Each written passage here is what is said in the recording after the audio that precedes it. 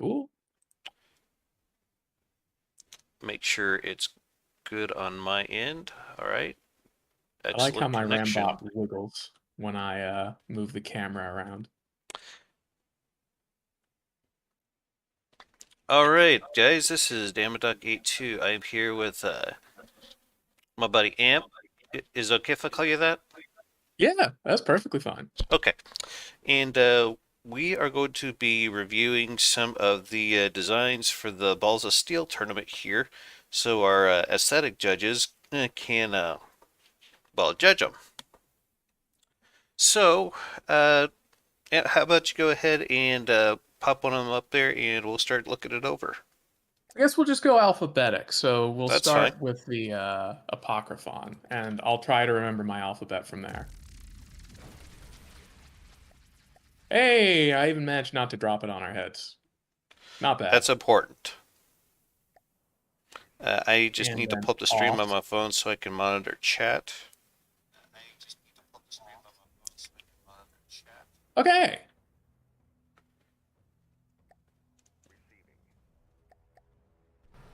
What would be the best way to go Oh, about this? he has a nice little cockpit in here. There we go. Two fire control computers. Mine? Why is only one of the fire and control computers mine? I guess the other one must be yours. Uh, Maybe, but I'm not even on there.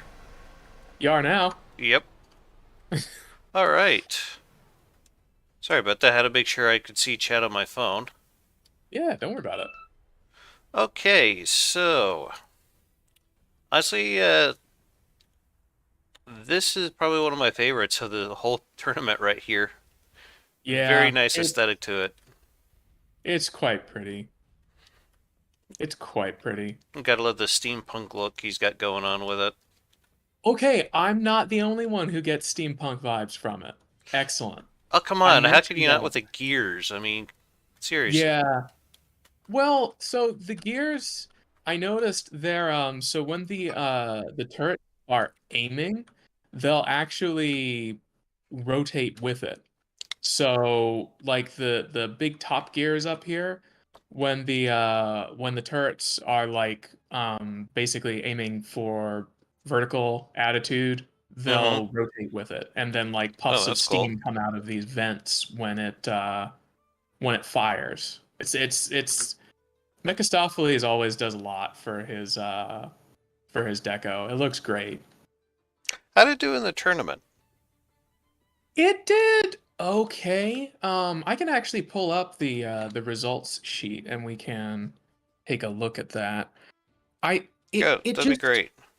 it struggled, I think, mostly with the guns were vulnerable. They don't look like they're vulnerable, but because of the shape of the turret caps, it was really easy to penetrate into them and just completely disable them. So they had a lot of situations where the ship itself was durable and was doing fine, but the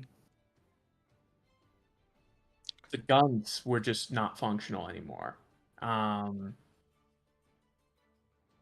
okay. Yeah, So here's it the doesn't result. look like there's a whole lot of armor for the guns. There's not. That was one of the things I noticed when I went on. One, Yeah. two, three, maybe about four layers before you get to the squishy bits.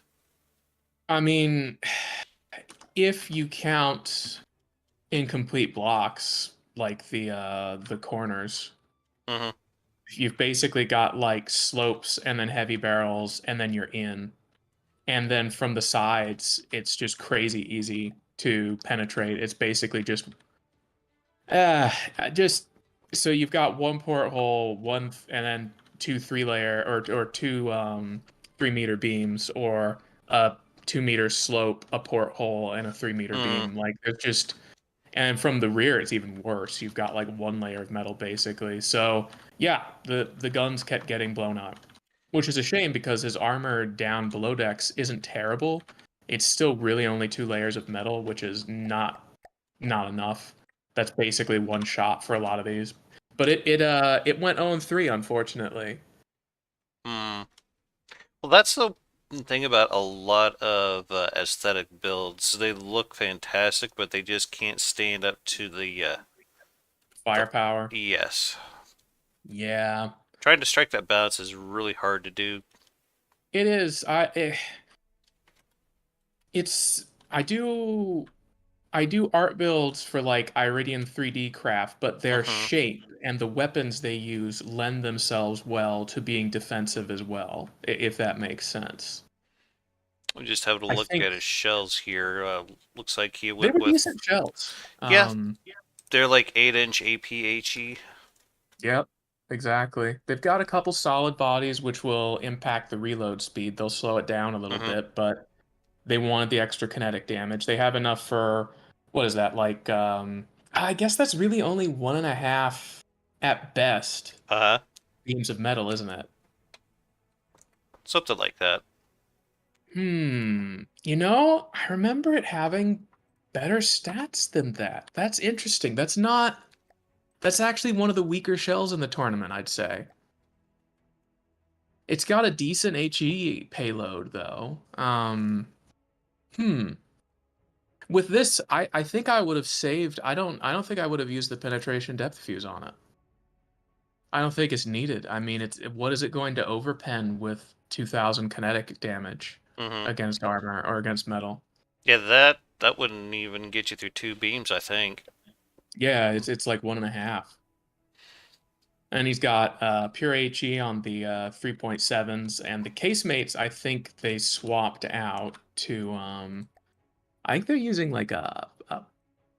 Oh, this is the first version of it. Okay, right. This isn't. So he got up to version 3 with revisions, and I think one of the last things was to change the casemates to hollow point frag, Mm-hmm. because casemates, I decided, since a lot of people used a lot of casemates, I was like, okay, you can have frag in those. It's fine. They're 100 millimeter. It's not gonna win you the tournament.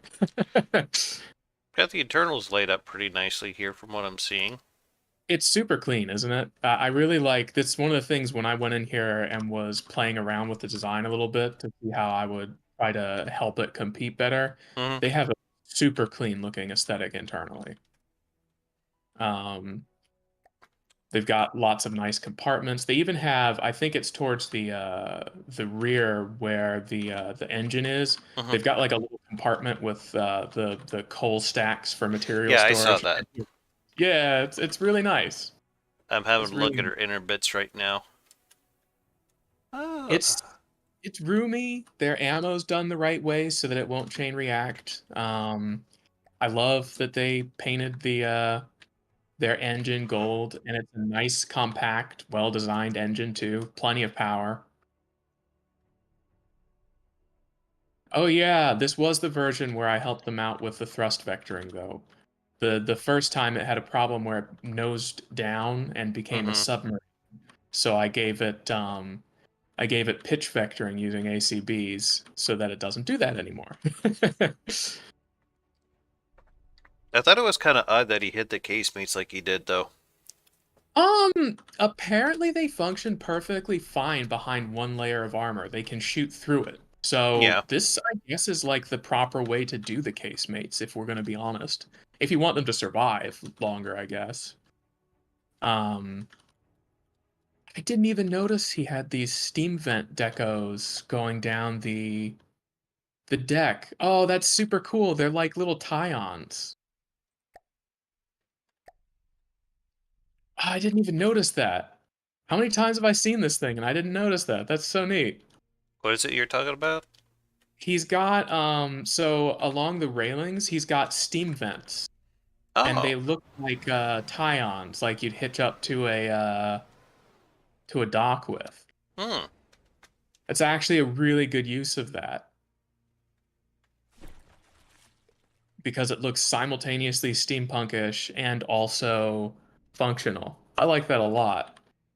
You got another one with a swept prow here too. It's not as aggressive as some of the others in the tournament, but it is very pretty. Little small icebreaker.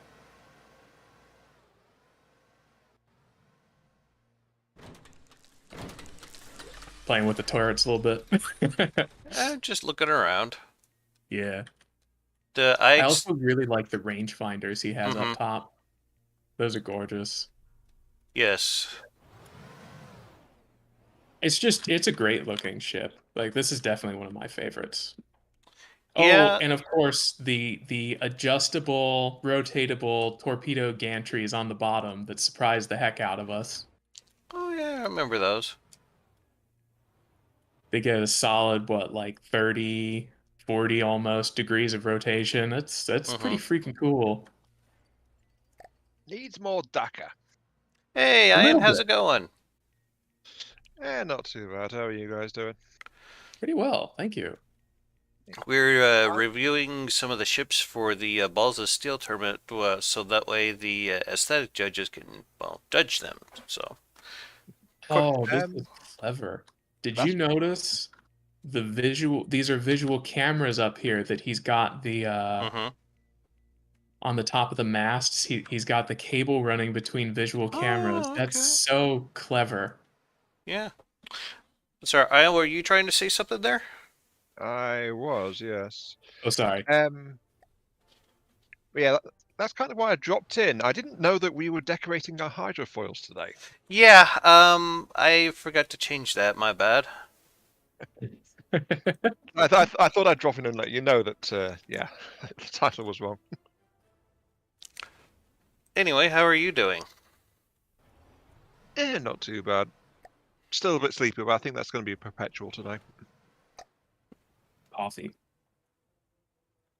Nah, very bad night. Then up early for work. Ah, Home, and it's like, yeah. But yeah, don't let me derail your review, guys. Please, please go ahead. Okay. sounds Um, good. is that everything that we wanted to cover here?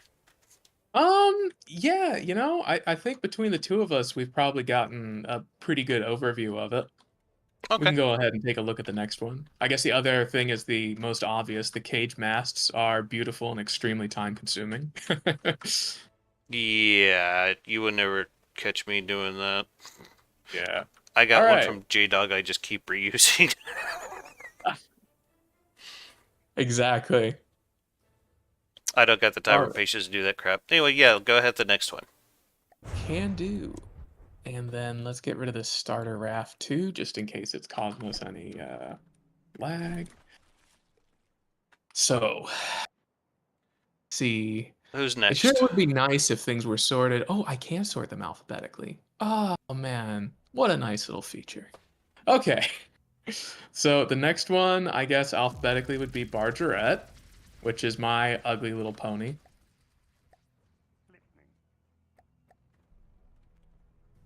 It's really interesting what you did with the bow here. Um, yeah, interesting is a word for it. Ran out of volume is another word for Hmm. it. Ran out of volume is perhaps a more appropriate word for it. I had fun with the kind of midship crewish area. I gave it a little bit of love, and the turret caps don't look awful, but this thing was not meant for aesthetics. It was basically just meant to be a punching bag for people to blow up in the tournament, and that's kind of exactly how it went down. It served the purpose of taking a beating pretty well, I think.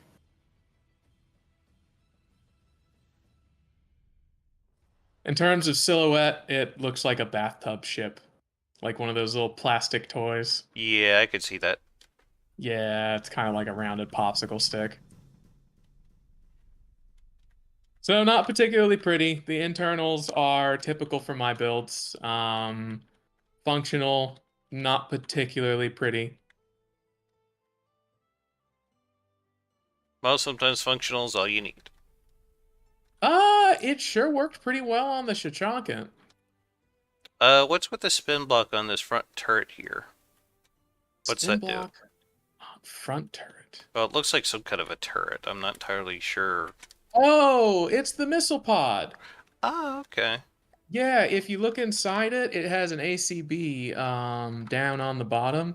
that will rotate that spin block. So if we go ahead and test that spin block, it'll open up the Very torpedo bay nice. or the missile bay. Yeah. Okay. Same deal on the one in the rear. Yeah, they provide a little bit of extra armor for the missiles. Plus, it looks nice, so, you know. And this one is actually kind of interesting. If you look at the deck armor, there's gaps on the sides and the front where the armor for the turret cap itself dips down. That way, this is actually a 2-axis turret. It can actually aim up and down a little bit so that it can get the missiles onto target better. Okay. So little tricks like that. But yeah, you know, there's not too much to talk about this one. It's not hideous, but it's not really pretty either. I've seen worse. I have certainly seen a lot better. Looks like you're missing a bit of processing power. Yes. Was, yes, I am. Were you just hitting the material limit, or what was going on with that? So I do a thing where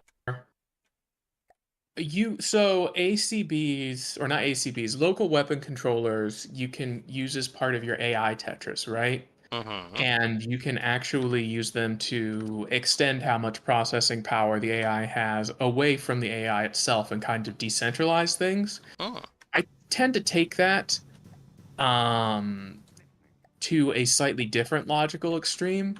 If you look at some of the remote detections, so let's say up here where there's the coincidence rangefinder, if you look at that, it has 100% efficiency because its AI and resources are built into it. So it has a separate AI mainframe to power it. Okay. So most of the detections are not lacking in efficiency, but the main one is overloaded, if that makes sense. Okay. So there's also some visual rangefinders up in the kind of crew tower up deck, and they are not lacking in processing power. It just kind of depends on where I can fit things, especially when there's no EMP to worry about. All AI on a craft share detections instantaneously and flawlessly, automatically. So you can just, if you don't have space to do anything proper, you can just drop an AI in and it's 2 free processing power in 1 block. So it's a little bit more space efficient, but it's less cost efficient, if that makes sense. So that's why. My my builds also tend to have a lot of freaking AIs in the menu, man.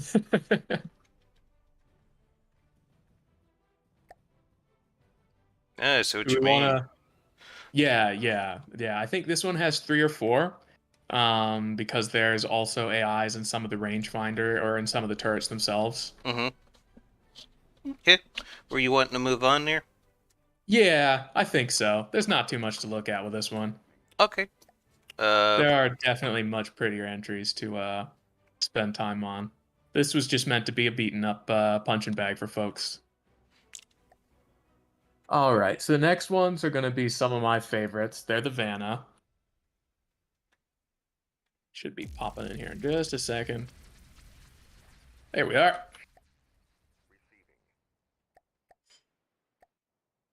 Off, please. Takes a You little too. while, doesn't it?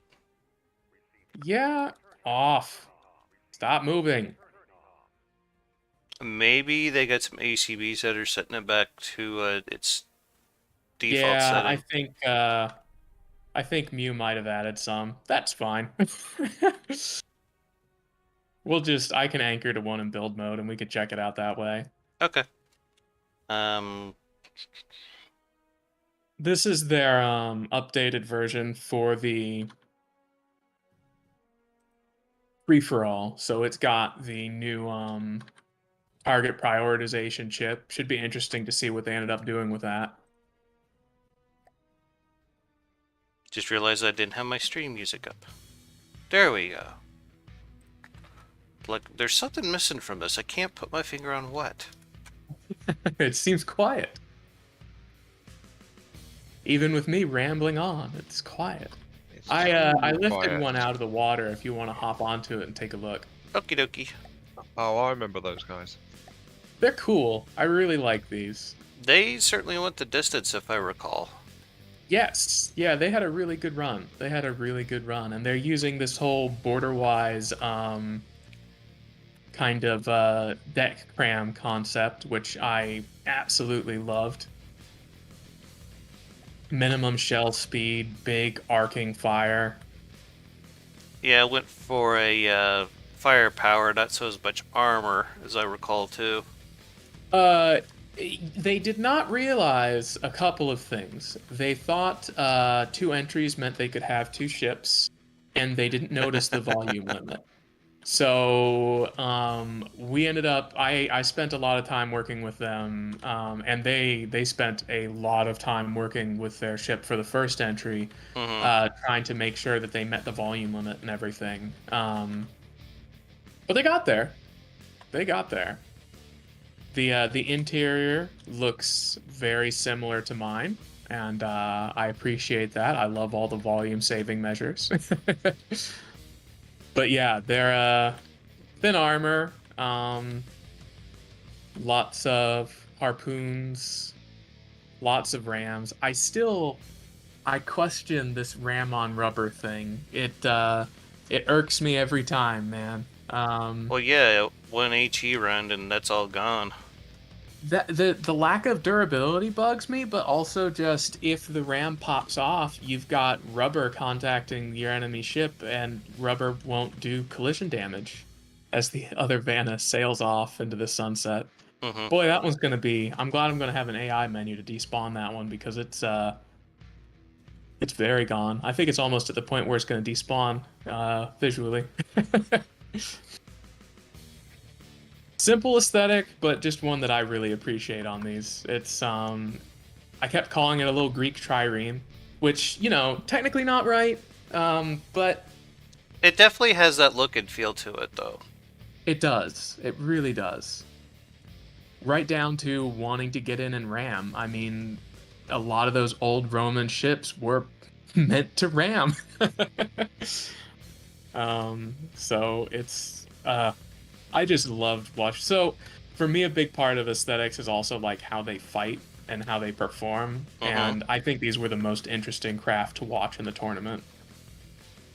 The behaviors that they went through, the tight circles, the rams, the emergency cuddles where they decided to hug each other for comfort. It was just it's all around fantastic to watch.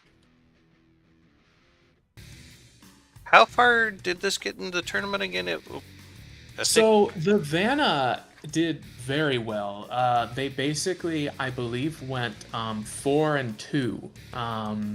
So they got very, very far into the tournament. Let's see, which round was it that they got knocked out of? So the D13s made it all the way up to the Varangian Guard in the. That was your other entry, wasn't it? The Varangian Guard was Cringe's. Ah, my bad. Okay. Yeah, no, I spent a lot of time helping them, but that was Cringe's brainchild. Okay. So yeah, they basically made it almost to the finals.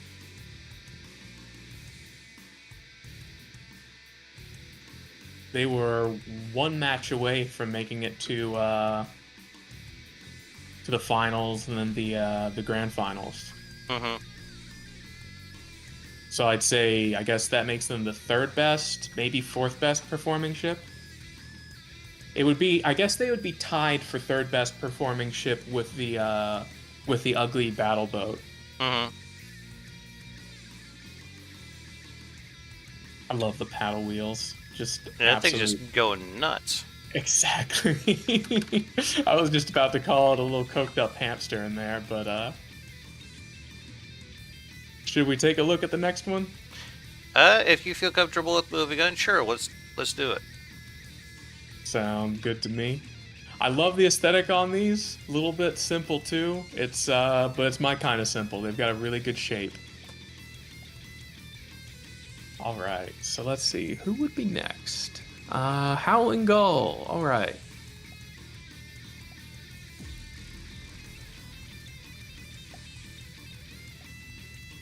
Turn you off. Now, whose entry was this again? This was Fish. Okay. Ooh. They have that nice kind of Onyx Watch vibe going on. Especially the way he's got the cannon set up. The cannons, the bridge, which is actually rather nice. You got a little rear viewing port. You can see out from the front. You've got a chair. You're committed to serve for eternity because there's no way out. Also appreciated. I hear Lil Kari in the chat. How you doing, Lil Kari? Doing pretty well, you guys. We are Well, thank you. reviewing the ships from the Balls of Steel tournament for our aesthetic judges. Anyway, This one's also a little bit of a bathtub toy boat shape to it, isn't it? yeah, I could see Yeah. that. Also, it does not want to turn off as well. I think that probably means that in the AI, reverse is not enabled. Either that or the shaft back here is just 100% direct drive and never turns off. I think it's actually probably that last Yeah, one. it is. It is. So I can fix that. Hey, it knows how to stop now. Would you know what the deal is with these? Oh, okay, never mind. I was looking at these local weapon controllers that are exposed in the turrets here. Like, what the heck are these things? And Oh, they're so- for the missiles. yeah, I see that now. Yeah, he has the really cool decoed over missiles in the sides of the turret that can also aim vertically, which is really nice. Very clever. Yes. Yeah, getting them on the turrets and getting them up away from the water and then allowing them to rotate vertically freely meant that his missiles very, very regularly connected. Mm-hmm. Looked like he went a little crazy on materials back here. Yeah, it definitely has kind of the Fish has really clean interiors too. Lots of empty space. But yeah, they definitely had a lot of redundant mats, which is I feel like a lot of people in this tournament, with how much firepower there was and how the ships were not necessarily durable, it does really feel like people could have gotten away with a lot less mats, a little bit more ammo. Oh, right. They said it was also for the campaign, though. I remember now. So it's a campaign conversion, I see. Yeah, they wanted to be able to use this ship in the campaign, so you can see that their AI is EMP insulated in here too. Mm-hmm. Though, there's actually a better technique, but... And then they said they got their mortars up and running too, which is good. Lokari, you're coming in a little soft again there, sir. I was just turning them up. Well, I did just wake up, so... Okay. No worries. But yeah, there's actually a better method they could use for EMP protection. That's using heavy armor and surge protectors that's connected to said heavy armor. Yeah, you do. I've seen this method, yeah, where you kind of have a network for them to go through. Yeah, Yeah, for some I'm reason, familiar heavy with it. armor, For some Conduits. reason, heavy armor is extremely conductive for EMP. yes. It used to be vulnerable to EMP too, but now it is not. It was so good at soaking it up, that's why people never use surge protectors. Yeah, you could just drop a whole bunch of heavy armor. It also kind of made EMP... Big enough EMP jolts would also just strip heavy armor blocks away, which felt weird. Well, technically, the conductivity of heavy armor is a leftover component for that. Mm. Yeah. So I guess they chose to keep it in there. It's interesting being able to use conduits to route the EMP away. It has kind of made it easier to make ships more or less completely EMP immune. So it would be nice if they had some kind of I've spoken about it once or twice before, but reworking it so that it has kind of a temporary disabling effect, and a bit of an AoE where the jolts pass by, if that makes sense. So temporarily disable detections. If it's a strong enough jolt close enough, it can still fry them or what have you. It would just be nice to rework it a little bit less from all or nothing and into something that feels consequential all the time in a way that isn't just binary. You win or it does nothing. Because it's a shame. It's one of the coolest damaging effects I think I've ever seen in a video game. Like, as far as a concept goes, it's kind of really, really cool. But execution-wise, it can be really underwhelming or really annoying sometimes. I could see that. All right. Anything else we want to discuss about this guy before we move on? I like the way he's got a little handle underneath it for the keel, the lead keel there. Yes, I saw that too. It's a nice ship. I enjoyed watching this one fight. It did fairly well. I think it was actually one of the better ships in the tournament. Looking at it, yeah, it went 2-2. But yeah, we can go ahead and swap over to the next. Okay. Whenever you're ready. You do have some comments in your stream chat, Stammer. Whoops, I just hit a rock. Yay. Okay. Let me Ion? Oh, hey, Cringe. And there's my friend from Taiwan. Haven't seen you in a while. Hope you're doing well. If Cringe wants to hop into the Discord, he's free to do that as well. Yeah, if he'd Cringe, like. if you want to hop into the voice chat with us, you're more than welcome to do so, sir. Especially since we just loaded in the combined abomination between us. The zebra ship. I believe there zebra is more than ship? one zebra ship, but yeah, this guy... With the migrating pontoons. You know, it was interesting the first time when he first showed me the design and he first sent it over to me and asked if there was anything I would change. My initial impulse was those pontoons should both be on the same side, but I was kind of like, oh, well, let's see how it does. And then it proceeded to wreck about every ship in the competition. Once you put all the firepower on one side, yeah, man, hey, man, missiles are good and from the depths, especially when they don't have to deal with heavy armor. In fact, when they don't have to deal with heavy armor, they're probably the best weapons in the game. Oh yeah, they'll hurt. We saw it. The only ship in the tournament that could handle the firepower from this thing was the Lei Ugly, but it couldn't keep its guns alive. And then the Shashankan could weather it just because it had so many layers. And that's kind of the other weakness of missiles, is their damage is all kind of AoE at the surface level. So if I have 15 layers, and I actually had closer to 17, it takes an inordinate amount of time for the missiles to get all the way through it. Seems my friend just survived about a COVID-19. Sorry to hear that, but glad you made it out on the other side. Yeah, yikes. I got Yeah, some of that definitely myself, glad and you're doing better. it sucked. Yes. Yeah, it's definitely a nasty bug. Part of the reason for my continuing health problems was a virus before COVID went around, got my system in a very bad way. But yeah, I actually kind of like the aesthetic of this thing too. I don't know what exactly you'd call it.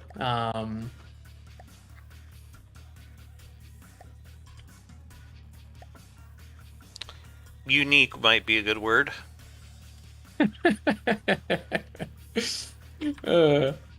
Yeah.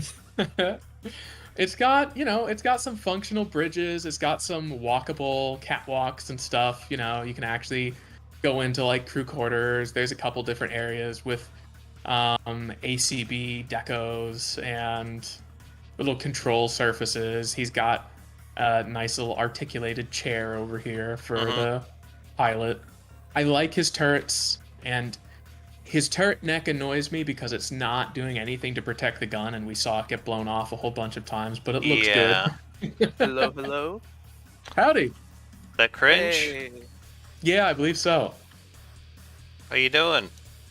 good, good. I saw you streaming, and I was just like, hey, look at that. And then I got the invite. I was trying to rush on real quickly before you moved on.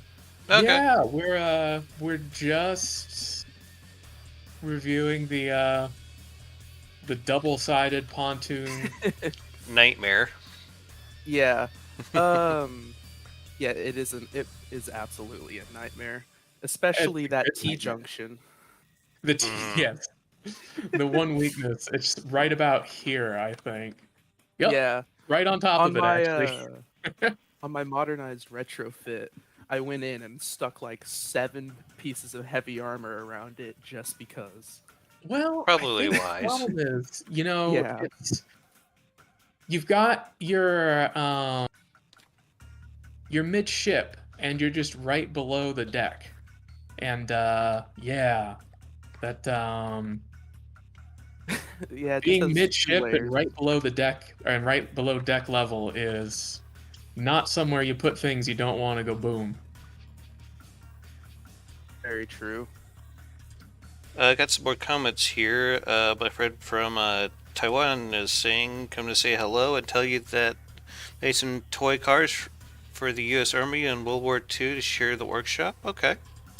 He that's says he's fun. temporarily updating due to his illness, and there are some seal clay. I'm not entirely sure what that word is that prevent me from concentrating. Yeah, that's kind of what COVID does. Oh yeah, the brain fog aspect of it. Mhm. Yep. see your- And you're sore everywhere. Yep.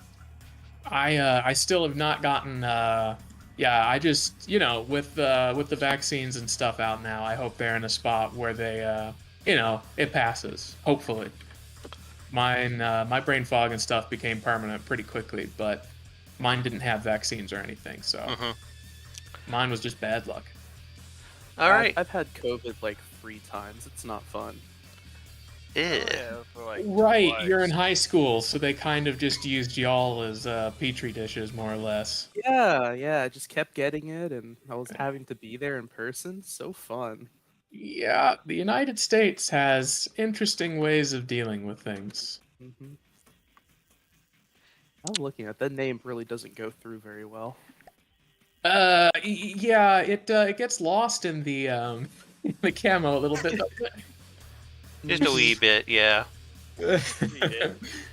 Also, I saw you looking at it earlier, the rear bridge. When I was designing it, I was like, what if I add a second like thing that could represent like the command room to really Yeah. throw off people's perspective on it? It actually kind of works too. I appreciate it, especially because it's sitting right over top of the gun. This is something I love to do with my designs too, is you put basically part of the bridge or the superstructure on top of your gun, and it's another layer of armor. So Yeah. now This is my first time this doing something like this, so. this here, you did not need this gap. Oh, I actually did, or else the turret doesn't spin around as much. Those are just deco slabs. Okay, so what that probably is it was probably getting caught. So what you can do is you could go into do. I think it was just the turret was Yeah, if you hit this button here, you can find out what block it is in particular that's actually colliding, and it'll show it to you. So build mode tools, and then damage debugging, record turret spinner overlaps, and you could have redone the back of this turret cap so that it has full range of motion, and then you could add 2 layers of metal back here. Because it looked like, yep, that's what I remembered. It's like 1 layer of metal between this and your gun parts, and that's there's no actual ammo or armor back here at your gun Oh, I parts. forgot to finish that. Oh yeah, that was the last thing. There's a gap. Yeah. Oh no. Surprisingly though, well, the turret wasn't knocked out as much as I thought from that. It was really Mhm. just taking hits from the Yeah, this front. one tended to survive a decent amount of time. I would say it's the one that went down the most often. This one, I'd say second most because this neck Exposed. got sniped a lot. And then this one tended to be alive for a long time. This casemate's really clutched up. Yes. The casemates did a great job of surviving, built into the armor like this. They can absorb a lot of damage. They in all really can. fairness. Mm-hmm. Yeah, I used them as armor. I used them as spaced armor. All right, is there anything else we want to discuss about this guy before we move on? Not that I really. could think of. Covered everything. Okay. Yeah. Cool. Let me release it, and we will move on to the next. I might put the modernized blueprint in the. You know, that's That probably one of the more meta designs of this competition, I believe. Oh, you think the guard was? Yes. Really? Yeah, using the pontoons as spaced armor and then having all that firepower front loaded as Mhm. missile. Not that I'm saying there's Yeah. anything wrong with it. It just No, meta's a fine thing. Yes. I don't have any problem with that. Yeah, we've got So- Frenchie. Yeah, we'll move on. I'll talk about that later. okay. It And kind of slowly evolved into a meta build. Let's put it that way. I think it Yeah. started. that's fair. Yeah, it started out as kind of a more mixed entry, and it kind of evolved into meta, which is probably partially my fault. I'm a bad influence. I'm sorry, cringe. My friend here Indeed. says my U.S. Armored World War II toy car was a little cruder, and I deliberately didn't add any decorations because I wanted to give other people the freedom to decorate those toy cars. Okay. That makes sense. Yeah. It's interesting trying to make those shapes. I just got done doing a Advanced Wars recon unit, which is like a little square chibi boxy toy car shape, and it's really hard. It's really hard to make it look anything shy of hideous. So, hats off to them. It probably took a lot of work, especially without deco. That was probably really hard. Yeah. Um, So one thing I want to point out here is, even though it's called like ugly, I really like how this thing turned out. Mm-hmm. Yes, the name is an absolute misnomer. So this is the second version. This was after I reached out to them and was like, "You're in the first round. You're facing someone who's had the opportunity to make changes. We should make some changes." So this is the first, which we never got to see in the tournament. This was version 1. Uh, A lot less DACA. Yeah, that's the additional DACA was, again, I'm a bad influence. So the original version had this kind of 3 smokestack design going on, and I actually think it looks better with the 2 midship guns as mhm. well. I like the triple smokestack.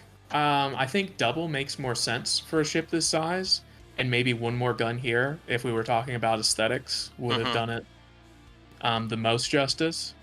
But in terms of performance, adding these additional 304s was night and day. Like it doubled the firepower, and it had some of the nastiest guns and nastiest rounds in the tournament. These guns reached really deep and did a absurd amount of damage. So Yeah, it's a pretty well built ship overall. I remember it could take a lot of damage too. I believe Mhm. it rolled over like maybe once or twice, but yeah, we one of the things that I talked them into being willing to add was roll rudders in the rear and some vectored roll control for their props. mhm.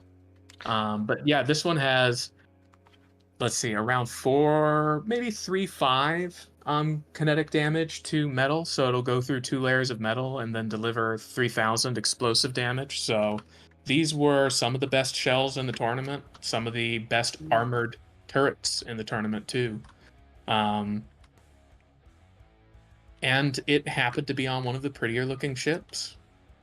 Yeah, I wouldn't Big. be surprised if this does well in the aesthetics myself. It just has a great shape. It has a really nice aesthetic to it. I love the big old spaced armor around the main armor belt to deal with torpedoes, the kind of big torpedo blister, or um, they have a different name and I never remember it, and that's fine. I love all You the mean winglet turrets. Tumblehome?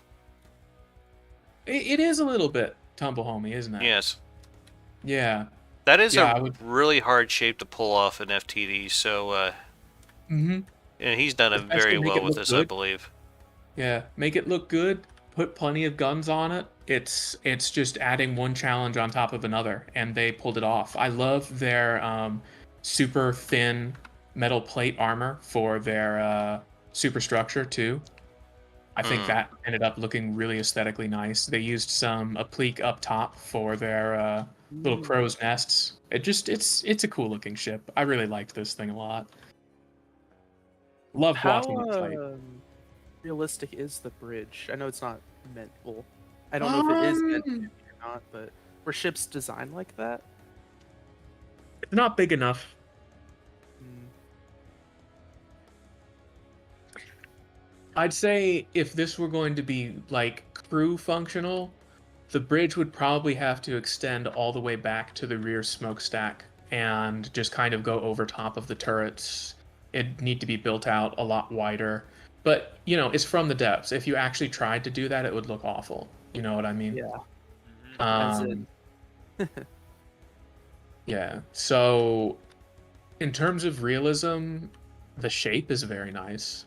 And Absolutely. I think it looks great on the ship itself, but you know, it takes a lot of bodies to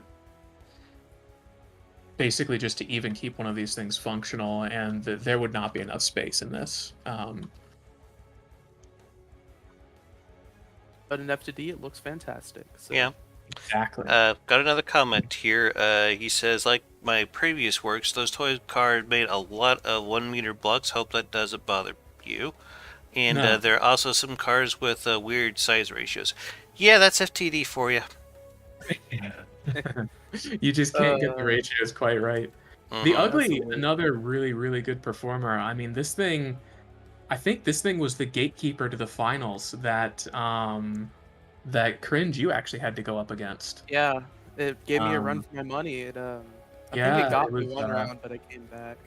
Exactly. Yeah, it was 1-2 in that. Oop, what Yeah, in I the was world? gonna. I wanted to kind of compare my Tumblehome to his. That's what loaded. I was like, what did I do? That was all me. Sorry, I probably should have No, warned you. it's fine. You But- know, first thing I'm noticing, yours is kind of a little bit lower profile. His stands out of the water a little more. More like an So- ironclad. Yeah, I was just about to say it gives off a little bit more of an ironclad aesthetic. Well, in it is an comparison. Ironclad tournament. That's true. Yeah, that's true. I did have one design where it was where the ship was much shorter, and I was trying to make it look like a Viking longboat. Ooh, I like that. I like that a lot. Yeah, I can't remember if where or what I named it.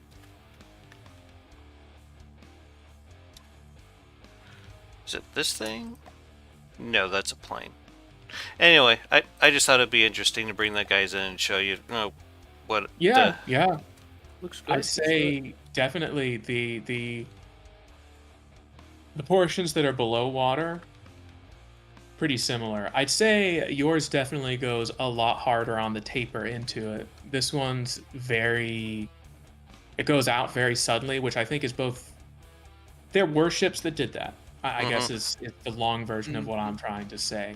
I'd say there were more that did this slow, gentle taper like this. When you think of a lot of like the yours, that is the Civil War era ironclads did this especially very frequently, where you kind of have this tall deck and gun kind of aesthetic sticking out of a tumble home bottom that's almost completely submerged.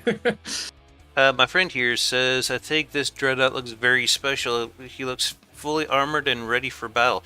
Yeah, it's got some decent armor on it. I think I was the only person to try to use full-size beams for it, but... Well, okay, Fish did as well. Fish and Cringe both used full-size beams quite a lot. And okay. the ugly class actually has a lot of full-size beams. Oh, just solid metal? Yeah. For the most part, it's solid metal. I'm still kind of mystified by how this thing remained buoyant for as long as it did. He's got a lot of compartments for storing air, but like, I just added a little bit of thrust vectoring here in the back, and thrust vectoring and from the depths is just magic. I don't know what else to call it. You add some roll rudders and some thrust vectoring, and suddenly you can't capsize or sink. I don't know. Did you breadboard that, or did you ACB it, or what? No, breadboards are banned. If you take a look in the back, right behind right in front of the propellers, you can see my ACB arrangement. Okay. That's kind of why I was asking, because I could have sworn breadboards are banned. Yeah, but that ain't gonna stop me from thrust vectoring. Fair enough. Thrust vectoring in this game is just ridiculous. It's ridiculously strong. So are roll rudders. Like, rudders in general are absurdly powerful. They're enough to make small craft float and levitate out of the water, basically, because they generate force from nothing. Yeah. But yeah, the Shichankan, I used ACBs to control buoyancy and pitch by shifting the level that air pumps were running at in like 5 or 6 different chambers going front to back. Oh, that explains a lot. That's why it doesn't sink. It's just like that thing was almost cut in half, and it wasn't even like dipping down. It didn't even water. show it. It was So just sitting there confused. like, I'm fine. I don't even know what. No, it has a bunch of buoyancy chambers and cheeky little tricks to keep it from ever wanting to sink. All right. One last thing with the Lee Ugly. Yes. And actually Dama's thing too. It has one of my biggest pet peeves, and might just be a me thing. If you look at the deck and how it like cuts off and blocks. Oh, you mean aesthetically how it goes from wedges? Yeah. I could see, Yeah. I always try to like deco an edge in there to make it more curved, but I believe I did. Right. Yeah, that's just one of those from the depths things. I like to hide it by putting a little ridge going all the way along the deck of like metal or something. Yep. But yes, I know exactly what you mean. What you gonna do? It's a game based on blocks, and you're trying to make angular and pretty. Oops! I accidentally got rid of yours. I was. Oh, you're for the fine. ugly. We probably need to move on to From the depths angles. Did you know that the triangles aren't exactly at the angles they're supposed to be at? I believe I heard someone say that before. With the Yeah. wedges and stuff. Yeah, the down slopes. For example, let's just use the down slope 1. You think that angle be 45, right? It is not. 25. As someone who's not. tried to deco things, it is not. Yeah. It's not a 45. It's like, oh, come on. From the depths, you could have done. Oh god, the No. 4-meter ones are the worst because I think they're like 11.67 or something Yeah, like that, or like pretty much that. 14.37 or something. It drives me insane. Now, this ship next did up, pretty well we've got too. the Riviera Speaking of by wedges. Kevin, which is definitely one of the prettiest ships in the competition. Oh, I love it. It is amazing. Yeah, I really like these sails. These sails are so cool. Mhm. Oh, he put detection up on top of them too. How is that done? I think it's just a camera and something hidden. Camera and on top of a local weapon controller. Ah, okay. All in one. Yeah, this is something the keepers of the lore like to do a lot. They use their local weapon controllers to extend their AI Tetris all around the ship. Now that you can Not have a bad local weapon idea. controllers. No, it's a actually great smart. idea. Yeah. They're basically built-in, more durable, cheaper wireless receivers. So there's no reason not to do it. You got the cost Yeah. exactly 200,000. Yep, cost is 200,000. I think the volume Nice. is 13.5. The interior is basically just gun. With Many, the glass cannon. oh yeah, many zero clip Tetris. Well, kind of. So, he's got, what is this? He's got metal, metal, metal slope, metal, metal. Oh, Jexia, how's it going, Jexia? Hmm? Oh, it's yeah, a mutual friend of me, Ions, and little Kari's here. We did a bunch okay. of 7 Days to Die back several months ago. Oh, That's fun. that game's great. 7 Days to Die, MechWarrior Online. Mm-hmm. Yeah. I've been missing his comment because he always tries to burn me in the back whenever he has access to a flamethrower. So Spy check. It's Yeah. reflexive. They must have played a lot of Team Fortress. This is a nice little 3D Tetris in here on this cram. I would expect no less. Mm. Yeah, Kevin knows his shit, not gonna lie. Yeah, this is nicer than my 3D Tetris. I always screw up one of the layers. Oh, absolutely. I always think to myself, like, I need more crams in my fleet. Then I go to build crams, and it's like, I hate my life now. I'm gonna stick with APS. And then rinse and repeat. Yeah. Yeah. APS is just like this. Not the superior weapon system. It's just the easier to build weapon system. Absolutely. They sure can be. The crams, when it comes to big ships, nothing scales like cram in this game. You get 90,000 shell health that does 300,000 frag damage, and it's it's something else. So you know what? I said something Aha. about this. He did store ammo by the paddle wheel in the armor. Yeah, I was gonna say, didn't we have some issues with his ammo touching off? Well, Indeed. we kept I kept thinking that I saw ammo going off when it was taking damage in the back, but every time it went off, we couldn't figure out where it blew up. So now we finally have the opportunity to do a block by block view, and he's got 3 cases of ammo here back by the paddle wheel, which I Mhm. also really like this paddle wheel. He's got this kind of doubled up, Yeah, I saw that too. Oh. which is really clever. I like that a lot. Kind of staggers it. Using the old unfortunate symbolism Tetris from APS. Yeah, I was about to say, it reminds me of something, but if it works, it works. Yeah, what can you do? Squares are Uh-huh. squares. Wow, I guess this is probably a secondary AI here, because otherwise that's not particularly defended. These side here's guns the are main doing AI. like just straight up HE. Yup. Yep. Big HE too. Mm-hmm. Yeah, those are 12-inch guns. And what are these guys? Frag. 152. Pure frag on okay. the casemates. That's actually a really good choice for casemates, because you don't ever have to worry about them touching off. Yeah, I did pure frag with a hollow point head so that it can't bounce. Probably not a horrible Alright. idea. No, I had 0 tolerance for shell bounces. Wow. Sorry to hear about your dad there, Jexia. He says his father is gonna pass through. Yeah. My father gonna pass through it. Some good news for. Oh, I misread that. I guess he's doing okay then. Sorry, Sounds like maybe he's going to be visiting. Oh, okay.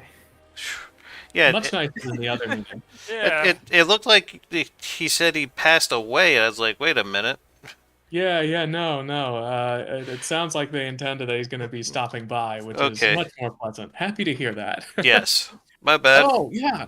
I forgot about this. I saw this Tetris that he did with the steam engine that I thought was really kind of interesting. He's got this Yeah, it's single pretty tight. medium crank with a 4-meter piston hooked up to boilers, just enough boilers to give it the full pressure.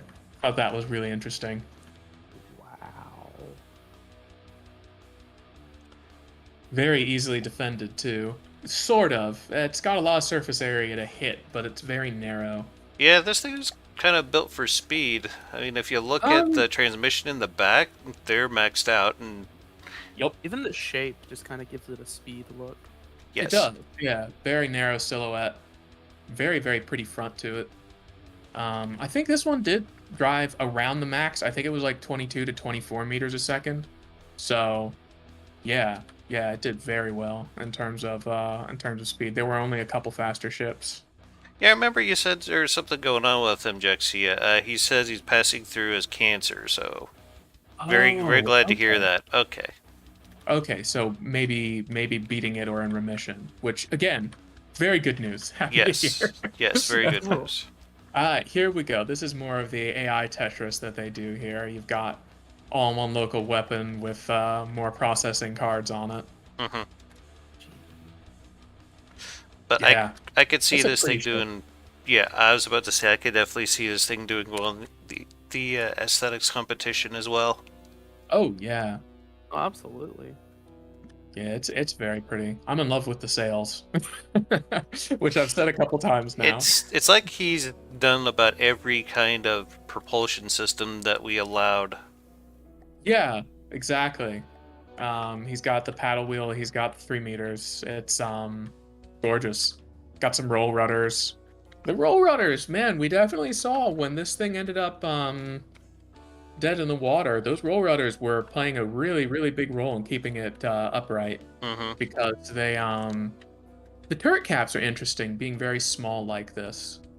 Um, Huh. That oh, gun is and connected. right, one of the heavy barrels is basically just for decoration. The 152s in the front. I forgot about that. Without the roll rudders, this thing was having a rough time staying upright. Hmm. Such a cool Wait a minute. silhouette. Did you say one of those guns was for decoration? Yes, What? right here. This one's not connected. Which one are we talking about here? So the front 152, the way that Kevin set up their Tetris, it's an all-sider Tetris, so all the parts get kidnapped by one of the firing pieces until that firing piece Gotcha. Okay. Yeah, That's why So- one is no shell loaded. exactly. So when this left one dies, if the firing piece dies but the gun Tetris is still intact, the one on the right will take, or the one on the left will take over. Hmm. It works exactly like this with lasers too. If you set them up right, you can have 2 lasers and one of them will just be a redundant firing piece, basically. I like to do it sometimes with lasers because it means that you draw less on your cavities, which is nice. Because otherwise, if you have 2 of them working all the time, your cavities get drained twice as quickly. So you have like better burst fire, but worse sustain. All right, do we want to move on to the next? Sure. Cool. I do feel like, and I could be wrong, was I part of the reason that for the upcoming tank battle, y'all decided to ban the horizontal wheels and some of the cheesy stuff that I showed off on? I stream? remember someone was talking about it, but I can't remember who. It might have been you, might not. No, It's it was probably me. Heitzmeister that first brought it to my attention, I believe. Yeah, he was there on stream when I was showing off some of my stuff. Mhm. And then I feel like maybe the ring shield might have gotten banned for something along those lines too, where I think I brought the applique panels up past the armor value. I think they were at like 70 armor value or something for that space tournament. Hmm. Oh yeah, that. Yeah, ring shields are really good on small vehicles. So we Yeah, have how the Kista next, which classic ironclad, really cool Yes, shape. CSS Virginia kind of look to it. Yeah, I was just about to say that. Lots of gun that just barely hangs out above the water. Why's this thing got a Hearthstone in it? Again, campaign. I guess maybe they plan on using it for Glau or something. Okay. Does it need a Hearthstone for Glau? For Glau, Yes. I believe a Yes. vehicle without a Heartstone is despawned. Oh. So yes. That you Well, can't that- spawn on top of it because you'll just run out of health and die. Yeah, well, that doesn't help. But I think Oh, I the thought that vehicles was all- also just die without a Heartstone in Glau, so it's a big deal. I thought that was just for adventure mode. No, it originated in Glau, I think. Actually, I think it originated in like the normal campaign, but they took it out. The quote unquote normal campaign, but they took it out because, well, they wanted the scope of Neater to be bigger, and it can't be bigger if you're stuck to Rambot all the time. Yeah. Has a propellant? Oh, Yes, it sorry, I does. had a leak. Damn it. Some props back here, or at least a prop. Yep, it's got the one 3 meter, nice little overkill steam engine, but Just a it's tad. What was interesting about this was they had the possibility to go for a two-stager here, and they wouldn't need as much steam generation. But they chose to route it out to the steam pipes up top, which I like. When I sent them kind of a thing that I would change, where I messed with their cram Tetris to milk out something like an extra. Oh god, I think I almost doubled the firepower. I think I brought the cram firepower up to like 120, 130, just by messing with how a couple of the blocks are connected. But one of the things I did was I armored up their engine a little bit better because it's surrounded by wood back here, which was a problem for it against a couple of ships. And then for these steam pipes, I set this up as a two-stager and just put a single steam barrel and controller on each, so that they still had the steam pump coming out of them, but it wasn't from the engine itself. If that makes sense. Yeah, I mean, I Decorative like the steam. bow and the stern on this. They came up pretty good looking. They did. It's real sharp. I love that he stuck rams on it. I love that he's got turning rudders up front and in the rear. Give it nice tight turning circle. These were some of the most reliably impacting missiles in the tournament too. Were the ones that that Fish brought. They landed like probably I'd say 3/4, maybe 80% of the time. You Didn't got need to any. It didn't require any motivational speeches or fired warner shots. They just fired right at it. Isn't that nice, huh? Just looking fun to at see. his cram Tetris up here, looks fairly decent. Some shared pellets, if I recall, too. Got a pretty good, one of the higher damage kinetic rounds in the game, and in fact, they went for the penetration depth fuse as a solid body behind the AP head. Yep, that's the proper way to build the shell. This looks great. Proper quote unquote, you know. It does look like actually they could have added one more gunpowder to this. Alright, checking out these APS mains. Yeah. It looks like they could have added one more gunpowder module and then brought it up to... There it is. So they could have added one more gunpowder module and brought it up to 0.78 propellant and given themselves a little bit of extra kinetic damage. Yeah, Actually, that probably... there's armor up. It might be able to go through about 3 metal beams. If, like you said, you swap that less component up for a gunpowder, I think it'd be pretty nasty. Well, that's the nice thing is it actually doesn't have to swap. You could just add a part. So the default is he had it set at 13 components. Oh.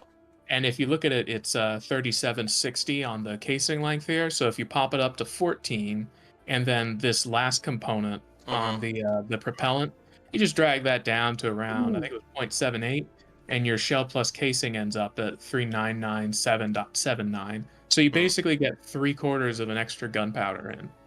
So what's a good amount of AP usually want for a shell? I think I like 40 is a pretty 40. good number. Yeah. Unless 40, you're doing 30. something really specific, like I try to make, a lot of the time I make guns that counter specific craft. So like my Gray Talons craft, I have 60 AP on it because they love to stack heavy armor towards all their important bits. But usually you want 40 and as much kinetic damage as possible. Oh wow, I've been building my guns completely wrong. Right. So what most people will tell you is that this number here, this 202,577, that's the only number you should be looking at. A lot of the time is what they'll tell you. It's oversimplifying it a bit, I think, but it's not the worst advice. If this number is going down and you're already at like 35 armor pierce or something, the conventional wisdom would be that you've done something wrong with the shell, if that I makes sense. I've never been looking at that number. I always look at expected armor pierce because I've always been thinking like, oh, like 22 to 25. That seems good, but apparently, So if you have 22 to 25, your kinetic damage that it shows here is going to be half that when you're hitting metal, because you need around 48 to get through metal. Habitable extra won't hurt either, especially if they're No. using stacked armor. So when you want to hit like 20, when you want to hit exactly 20, is for Sea Whiz, because you don't need more than that. So that's when heavy heads are really good, because it's really easy to hit. Just using this gun as an example, you just drop a heavy head on here, and bloody heck, I hit the wrong thing.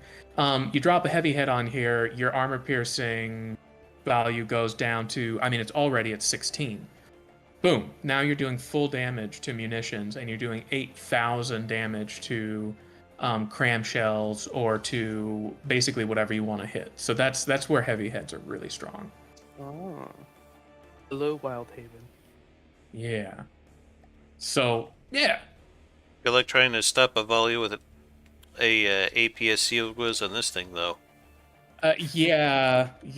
I mean, and then if we're gonna be real, like Kevin was pointing out the other day, with the current state of diffs, the best anti-cram and anti-huge missile CWIS in the game is just diff flak, because 10-meter flak shells. Flak is, he was talking about it, it's got like a hidden nerf where it doesn't do damage to like anything that has more armor than wood unless it's a shell. I keep trying to explain that to people when I see them using flak in YouTube videos, and it's like, no, don't use flak anymore. it I won't know, hurt right? me. Yeah, it does Yeah. piss all the aircraft Noticed nowadays. Well, I believe they reduced its damage by a factor of like 50 to anything that has more armor than wood if it's not a shell. And it's not noted in the documentation anywhere. So like when you're looking at the shell to That build sounds it, about typical, yeah. yeah, like all they need to do, I'm really frustrated with it, because all they need to do is when you are over the flak, flak creates an explosion that's larger in radius, less damaging, and weaker against armor. But it says the armor pierce modifier is 0.1. It doesn't say that the explosive damage does less damage to armor than explosive damage Oh. typically was, because what it means to say is that it does 1/10 of a normal HE round's explosive damage to armor. Okay, it's a factor of 10 weaker than normal explosive shells. I think it's actually worse than that. But it doesn't say that anywhere. So you look at this and you go, oh, it just means my shell doesn't do very much armor piercing. That doesn't matter. It's explosive damage.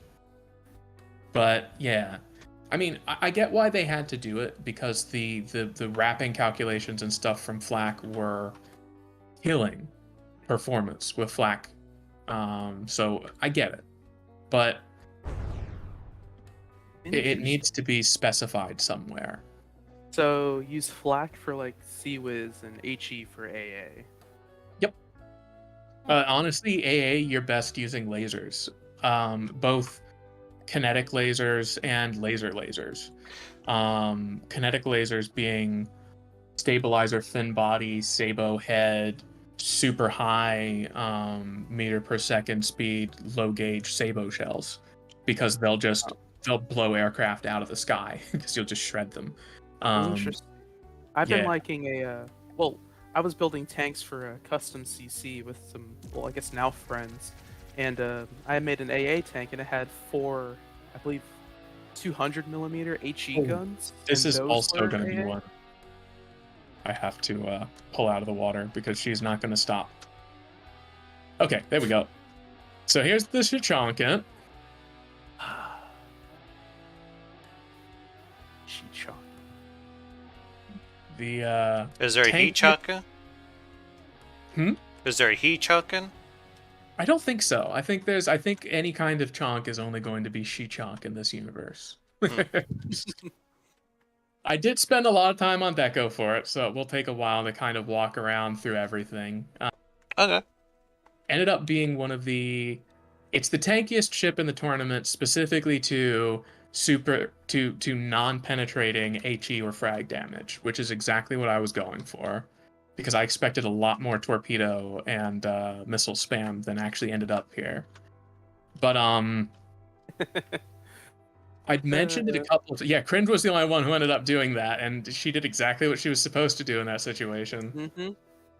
It was close though, every time. It was really. super close. Yeah, it was great. Like those were probably some of my favorite matches in the tournament because it was Absolutely.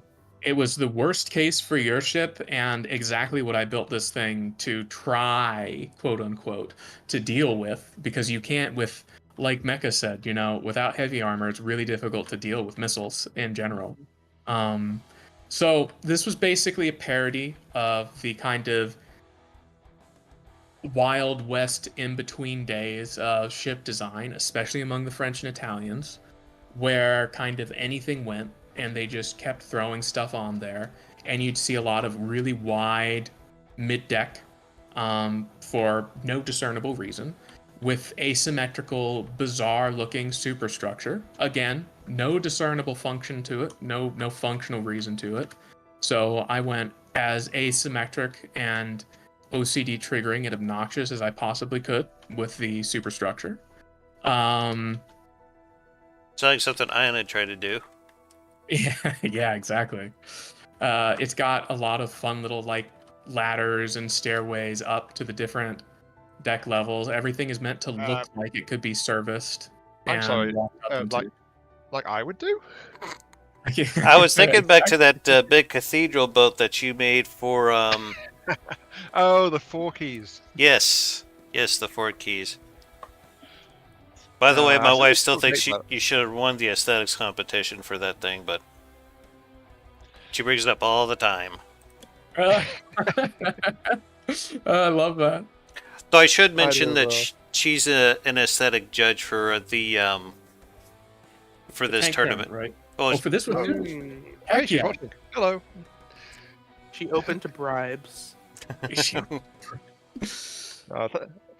If so, what kind of do bribes? you like it? Yeah, I got a gift card for a free Chick-fil-A milkshake over here. I'll gladly send it over. Just pass it over the table. Usually, I find chocolate and flowers goes over pretty well. Yeah. I do know some good chocolate. I can get in touch with Sharky back on the Big Island and send you guys some fresh stuff. Ooh. I still need to update the 4 keys. I mean, the build patterns I was using for it, I have advanced a bit from then, so I could make it look even better, I think. That's the weird thing about From the Devs. It seems like with every build you go back and go, what in the hell was I doing? Well, my favorite part was so true. My favorite part was how whenever we started the battle, it would lag the match out for a minute. Oh, lovely. That's very From the Depths classic. Yes. Not bad for a paddle boat. Not bad at all. So I've got munitions and decorative crates and ammo processors stowed all over the place. I've got 2 different lower deck tiers for the casemates built into it, where they're kind of protected and built into the hull.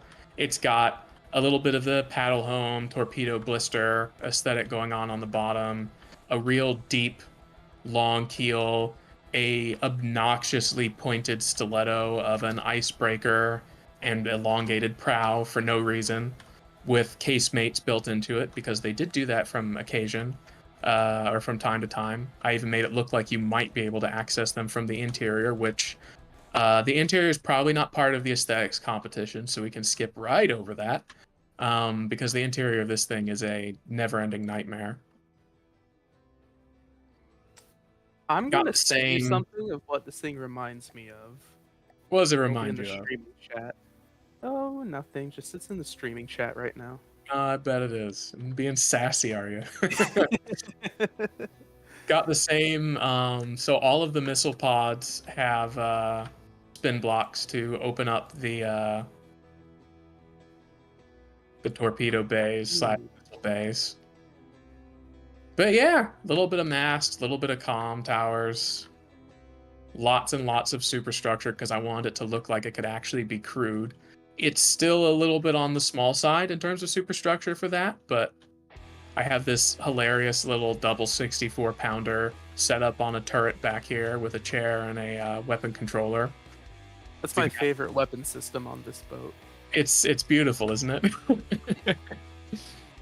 It's there to protect the crane for cargo loading.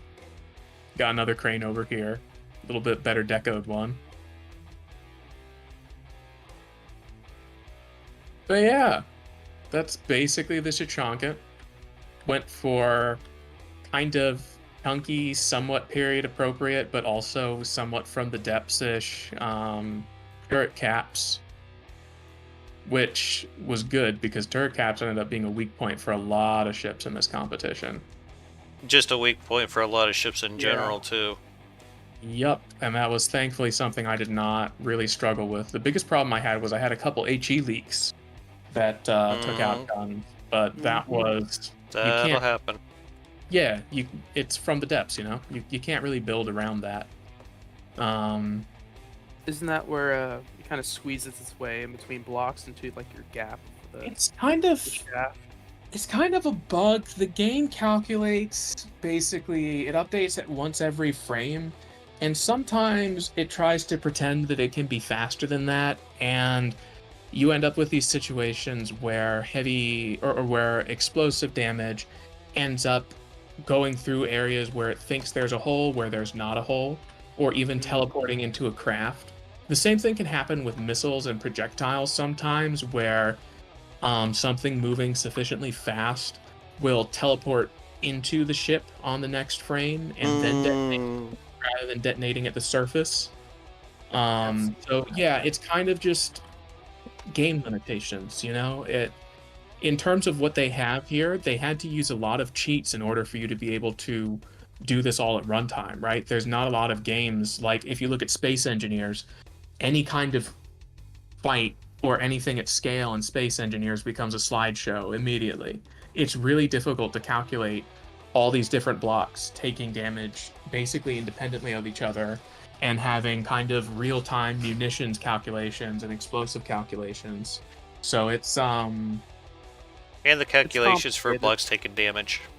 Yeah, exactly. So it's really, really complicated, and I'll gladly take the HE leaks to be able to spawn ships in and actually have them do things rather than just doing aesthetic builds all the time because you can't actually do anything functional, right? By the way, BWI has popped into chat here. He was asking to see if we covered his ship yet. Not yet. We're going to be getting to it. So it's going to be a little bit later. Oh yeah, so cringe. This is what I ended up going up with my shell. You can see it's fairly similar actually to what we ended up with on the Howling Gull, where it's got the 30 armor pierce, the 6600 kinetic, and the 2000 explosive. Oh yeah, that sounds like it'll hurt a bit. They were nasty. They were one of the nastier guns in the competition. They reached deep and they blew shit up. And I had 4 of them functionally, so yeah. Really good muzzle velocity on these, by the way. Yes, 1285, man. Basically guaranteed to hit. Basically guaranteed to hit, man. They all had the absolute max rate of fire too, and the max rate of fire for one turret, I believe, was 24 rounds a minute. So they're just. Looks like they do about maybe go through about 2-3 metal beams. It looks like what you have it set up for. Yes, sir. They did, yeah. And then there's 4 of them firing 12 rounds a minute each. So this ship, when it comes down to it, was an APS ship. It's basically all APS with a little bit of cram for fun. I've got this 3D Tetris cram in the back here, 5x5 3D Tetris. That was hollow point HE. Enough hollow point to destroy 1 block of metal. Enough HE to do something. Who knows what. And then missiles, just because they're really expensive, and I wanted to get the cost up. We ended up at very close to 200,000 exactly, almost, and we ended up at the volume limit. 7 wood blocks would have done it. Yeah, you should have. Yeah, that's what Cringe said, and I decided to leave him out just to bug with him. Just to bug him. I know. Oh, I love being sassy to this ship. It deserves you it so you much. would because it you had a rough time with it, sir. Right. Does the engine count for the aesthetic tournament? Because I find it very aesthetic. No. No? Darn. So this is a technically a 3-stage Steam engine setup. We've got the 2-stage at the top, and then they actually share steam with each other, Oh. going up and down. And there's another 2-stager down below, separated by metal. And they're all connected at 2 different points to each other using belts, so that all of the shafts maintain drive as long as any one of the engines is alive. And then it's got differential thrust. It also has vectored thrust using these ACBs here at the back. Then I also have ACBs. Oh yeah, and this was my little trick. We swap between circle at and broadside so that we close aggressively and then we pull out, which ended up kind of hurting me against your ship, Cringe, because I would pull away from your ship instead of circling it. Yeah. And we've That's where also the got Vanas did good, because they would circle. I really like the Yeah. redundancy you have built into this engine. Yeah, isn't that nice? Mhm. Came in very handy. Came in very, very handy. Because the engine did get knocked out a couple of times against Cringe, but so basically it's 4 different Steam systems. Almost 5 you could count it as, because they're connected to each other. And as long as one of them is still running, the engine's got power. I believe Ian had a question there. Oh, Yes, may I disagree with your statement that engines will not count for the aesthetic competition? My suggestion is they do count if they have been decorated. Building just like an efficient engine block, yeah, that's not exactly aesthetics. it's engineering But aesthetic. if it's a proper engine, like if you install a coal pile with loading conveyors to put stuff into the boiler and all that jazz, Okay, then so yes, the it's aesthetic. Apocryphon has me beat there because they had their little coal stacks right next to the engine room. That's a start, BWI but not much by itself, I think. But yes, go ahead. BWI has some questions about the engine here. Oh, really? He wants to know what's going on with all the linked pulleys, and he thought the wheels were just for linking generators. So yeah, so flywheels can link props to each other. So these exterior props are actually driven by a separate gearbox with this small wheel that has a pulley system. This pulley system drives all of the wheels on this lower section by itself. And then you see this pulley goes up to here, which connects the 2 separate steam engines to each other so that they can share power. I'm trying to find a ship of mine that shows it off a little bit better if I could just remember what the heck Mine's I a call little it. bit cluttered in here. It's kind of hard to see what's going on. But yeah, so the pulleys I'm using to share power between the steam engines, which also share steam between each other. And then they're also 2-stage, which means that if this one over here gets destroyed, I don't know if I want to use that. this one still runs, and vice versa. Yeah, what the hell? And on top of that, they're recycling each other's steam. So one you'll notice has a lower input pressure than the other. So this one's input pressure is 1, whereas this one's Loading in 10. a bit of a chonker, just a heads up. Oh, I heard. Oh, this one. It's not the one I was thinking of. God dang it. What in the world? That's... Oh, I like the echo on the turrets. Oh, thank you. Big old stretch to pleek. That looks good. I thought this is one where I had them all tied together, but no, that's not correct. Sorry. Those are big turrets. Yes, they are quad 16-inch. Jesus. Never end up doing a quad. I've wanted to. Quads are surprisingly the Tetris easy. can be a bit of a nightmare. Yeah, quads are easy. Says the guy who did a 6-barrel turret. Oh, you've got these separated out with metal too. Oh, that's smart. That's smart. Shoot, I thought I had one. Kidding. I could pull one in here that had the a better view of the The steam. Go ahead. Yeah. Let's get this out of the way so that it doesn't lag us. Yeah, that thing is going to take a while to detonate. Yeah, I don't know why it does this block by block destruction, and I didn't see. Can I pull the forces out? You cannot pull forces out. Great. So you can't instant despawn either. You can just reset the designer. That is That true. works, Yeah. Actually, I think that would be on your end, wouldn't it? Yes. How about we yeah, go that ahead and goes- do that? Sure, go ahead. Let's see here. And I will be right back. 1 second. Okay. Yeah, we'll just take a bit of a pause here. Sure. Anyway, I'm not kidding about that. Damon knows that I made a Tillman gun that has 6 barrels for 1 turret. yeah, I think doing the Tetris about damn near killed you, if I remember correctly. You can say that. Yeah, we're just I'm going gonna to take us skip- a little intermission here.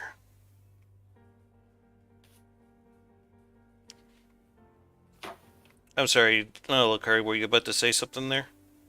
No. Oh, okay.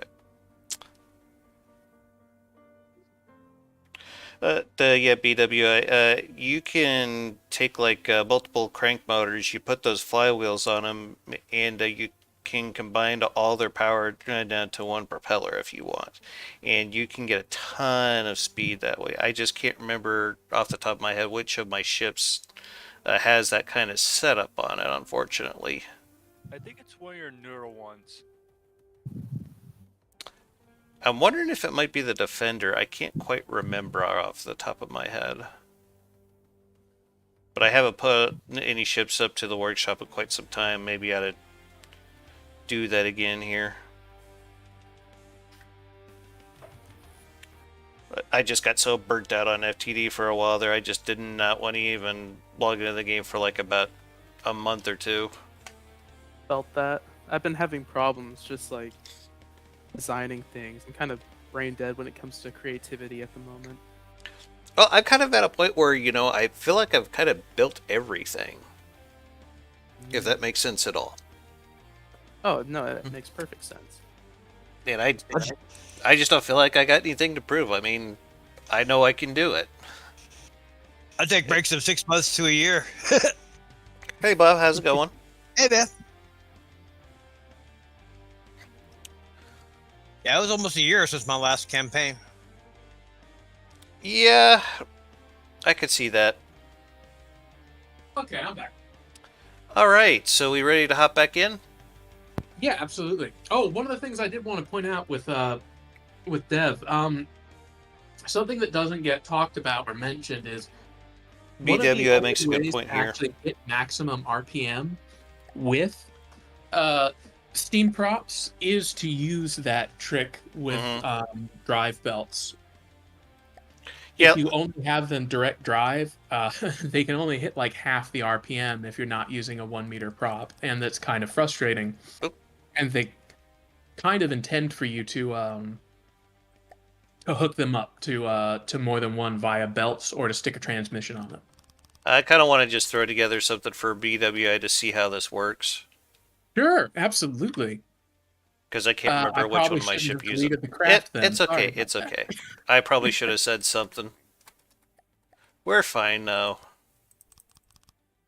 Okay, so like you'll want to have one of these as your actual prop here, but if you take go under small gearbox, you grab these small wheels, attach them like so, and then we could take a well, I probably need no more shafts, but yeah, just to give us a little more room to work with here. There we go. Now, if you hit Q while looking at one of these, you have the option to connect a lot of them to each other, but you have to have them running at the same velocity, or else you're not going to be allowed to connect them like I just did here. Hope that clears things. So it works in the same way as custom tracks. Pretty much, yeah, now that you mention it. But it is a great way to get a lot of speed real easily. But it's going to require a bit more engine power. It's especially useful on what is it? The motor drive systems. Yeah. Oh, If you try to yeah. connect like a steam system up to one of these, it's where you're just using crank motors, is not going to connect because they're going to be running at 2 different velocities. But if you just wanted to, if you can have them hook onto something, but yeah, you can see maximum RPM mismatch. So that could be a problem for you if you're wanting to try to do one of these. But now that we got them like this, we can connect. So, I hope that clarifies things a bit. Oh, I forgot you could slow down the game. Mm-hmm. I Yeah, always forget. he says he's all good now. Okay, but yeah, seriously, try it. You can get some pretty crazy speeds by doing it like this. It's why the Shashankan can go like 35, 40 meters a second if I give her Yeah. the rein. You okay and with this me? is a two-stager here. Are you okay with me deleting this? Yeah. I just also behind you, I built a little simple two-stage steam engine. Okay. The only defining factor is that you go from the one boiler here that has a pressure of 5, and the output here will have half that pressure. You use that output as the input for the other one, and you basically get free motor drive power. This also, so there is a way to circumvent the limitation you were talking about with the RPM thing. You can mismatch them. The only difference is that you have to have them backed up by a gearbox. Now that part I didn't know. Yeah, so like if I had another engine running at a different RPM up above this one, like actually happens in the Shashankan, I could still connect them if I just toss this steam whale here. Boop. That is good to know. Yeah, that's why they're able to run in backup like that. They do not have equivalent engine power. The one underneath it is running much slower than the one above it, which, you know, it technically, if you do that, it's going to hurt your RPM from the props, but hurt and help, right? Because it's contributing extra engine power, but you expand how many props you can drive, but you drive them at a lower speed. There we go. That's what my brain's trying to say. Diminishing All right. returns is a thing, though. After you get to a certain point, they won't do anything anymore. Exactly, yeah. So the big thing, I guess, to hammer on is if you want to drive a 3-meter shaft at the full RPM, and I think Damo was talking about this earlier, the only way you can do it is if you have more than one belt to it, or if you have a transmission. And doing it with a transmission is lossy, doing it with multiple belts is not. And that's it. All right. So, I guess we're ready to move on then? Yeah, I think so. Okay. So go ahead and spun in our next friend, please. That's going to be the Victory class, and then after the Victory class will be Devs, the Wavebreaker. So this is another one that had 2 iterations that we saw. This is the second one that had a Moboom. Oh, yeah, I remember this guy. Yeah, another kind of rather pretty looking one, honestly. I like the shape a lot. And I really liked the deco on the turret caps, which you sent me a really cool image of something similar that you had done. Yes. I really like this aesthetic. It looks so good. Let me show that off real quick, if that's okay. Go ahead. Yeah, man. Let's see. I just hadn't thought to do that and make it look like a proper artillery piece. Just nice. Just nice. I also really like they used oh look, it's a little one too. Oh wow, these actually look rather similar to each other. Are y'all hearing static from my mic by any chance? No, you're good. Not on my end. I'm These hearing have it very myself. similar profiles and aesthetics to them. Very similar color schemes too. Yes, it's meant to be a destroyer for a German-based faction for a custom campaign. Mm-hmm. Yeah, I think you'd mentioned that when you showed it to me. So let's see, you've got a couple cram pieces coming up, a big old cram shell, which being yellow, I think this would be a heat shell and From the Depths. Either that or a Hesh, maybe? Yeah. Looks I like love it that should you fit. have the cranks Yes, for fighting. That's amazing. and They ever actually? it's also got like a Oh. sight there too. Yeah. Yeah. Little telescope. That's great. Yeah, this kind of aesthetic is just something I'd never thought to do, and I loved it when I saw the victory class. I believe someone was trying to ask a question. Oh yeah, that was me saying if they ever actually used heat as against ships or. That would be reserved for- pretty nasty doing it with cram, yeah. I don't think, like, in real life, I don't think he'd ever really caught on for ships because I mean, unless you're talking about missiles, which are using something similar, No, just like guns. like a heat shell.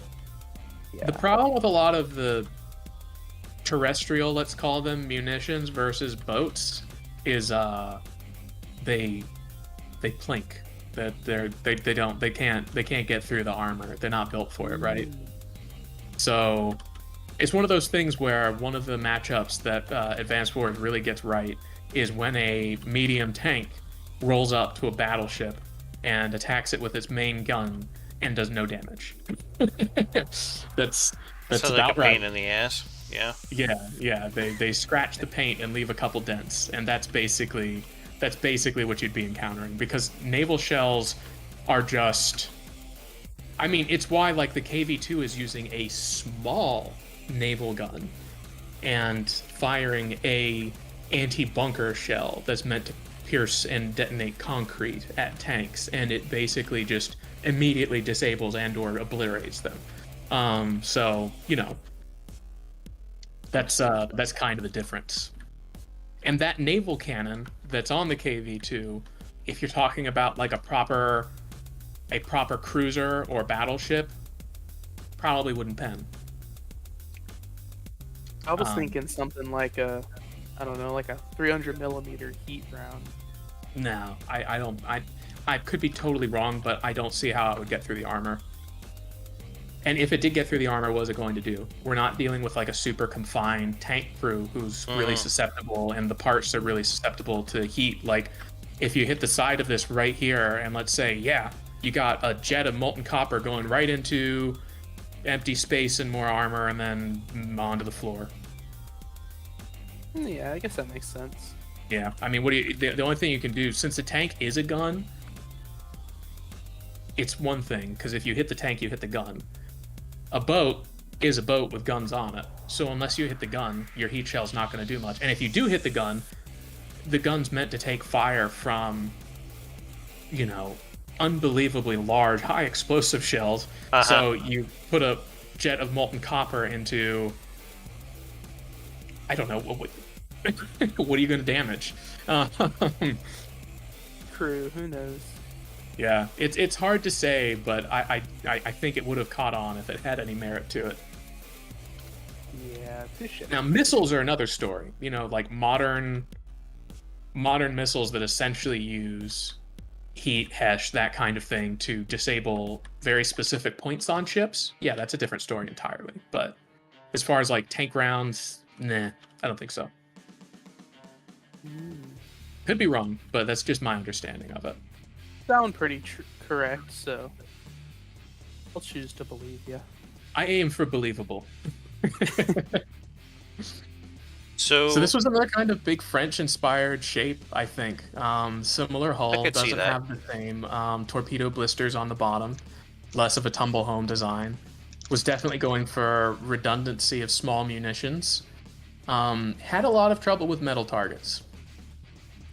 yeah, these 8-inch guns, I was looking at the shelf for them a moment ago. Let me see if I can bring that back up. And this is for a 8-inch, good velocity. He's probably going to take up maybe 1 or 2 beams with this, so it's probably not as punchy as other designs? Yeah. I recall. I think they wanted to go with pure kinetic on the 203s, and I talked them into including an HE warhead body because it had enough to go through 2 metal beams, and I was like, you might as well try to damage some components since you're going to be going through them, right?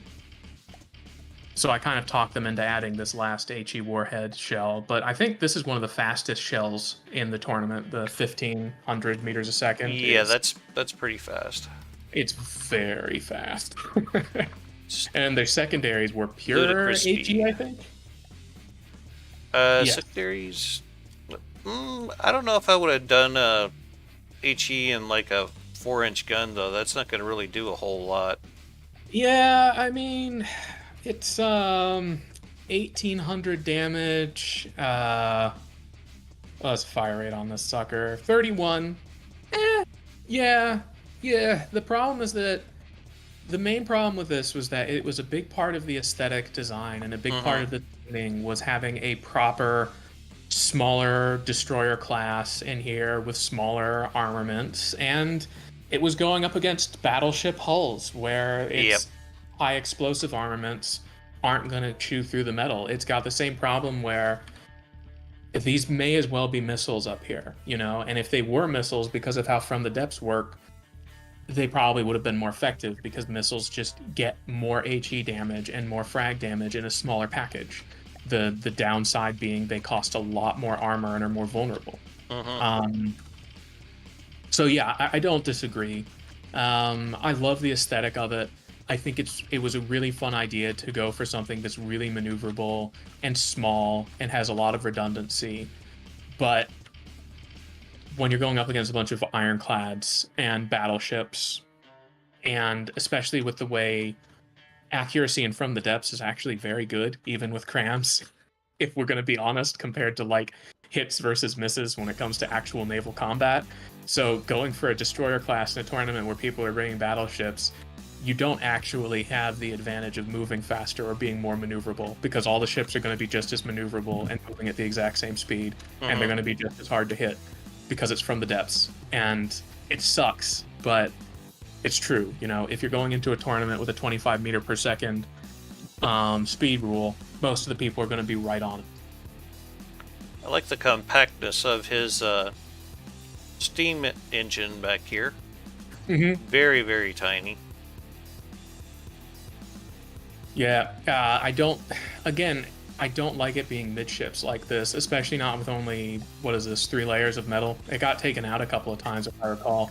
No, it didn't get taken out. No, that's not what happened. It was this. It was the drive shafts. Yep. Too many moving parts. Yep. Yeah, too many points of failure. So at this point of failure back here, I think this is actually where it got taken out. In the back, it's got a chamber where it's basically one metal beam and then one beam slope, protecting a whole bunch of axis shifting drives, and like they don't have enough health for that. They just do not have enough health for that. Yeah, 400 health and 30 armor. His own explosive shell from one of his larger primaries here. Hey, Madus, how's it going?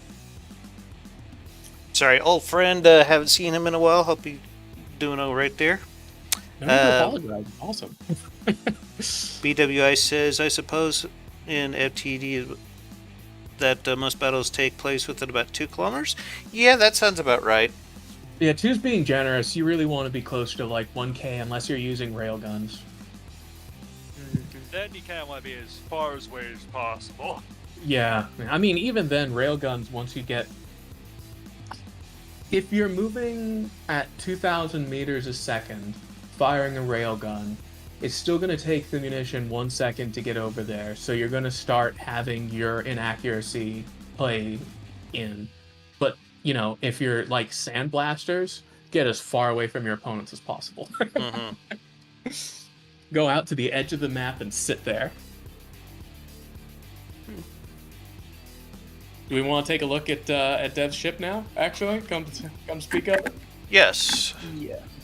Cool. Very cool. Much better. Okay, go ahead, spawn her in, please. She's in. Now this one. Yeah.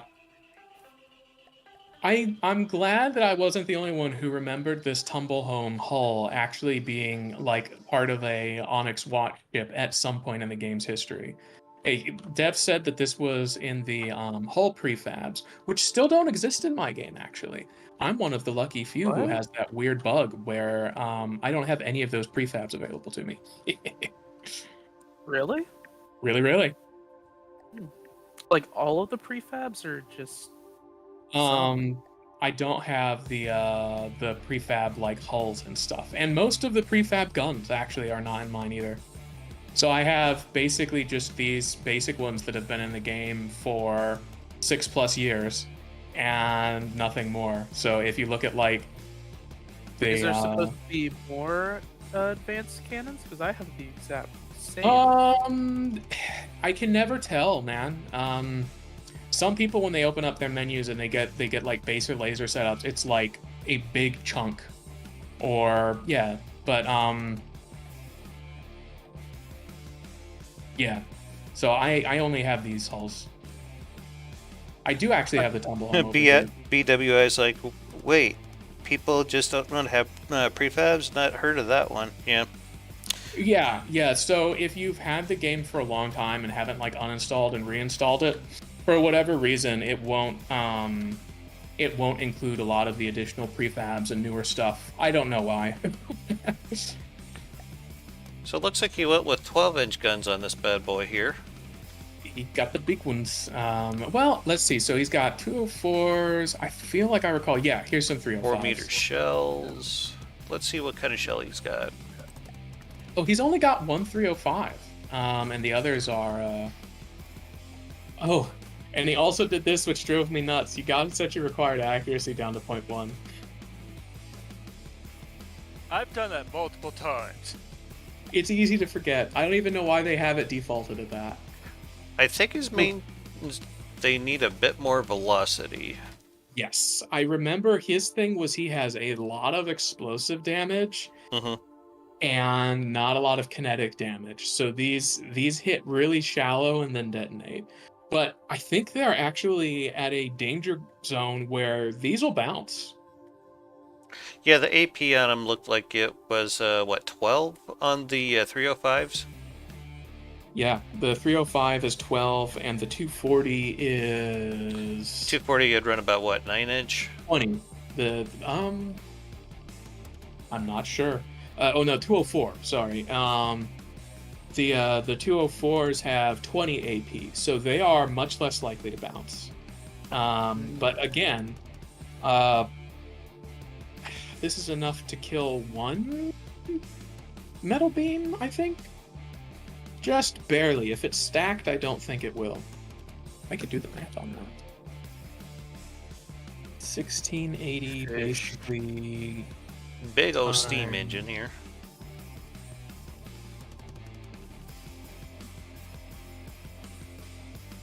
He did pretty good about spacing out his Ooh. ammo here. This will do about...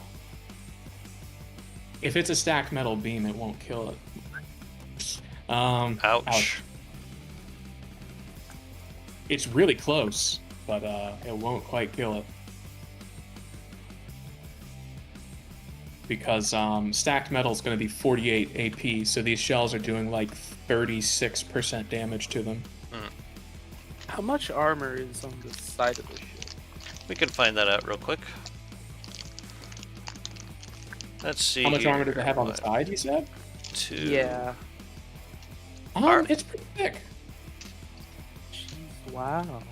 Looks like about 5, effectively. Well, right Except about for- here where the turrets are, there's like maybe Yeah. 3.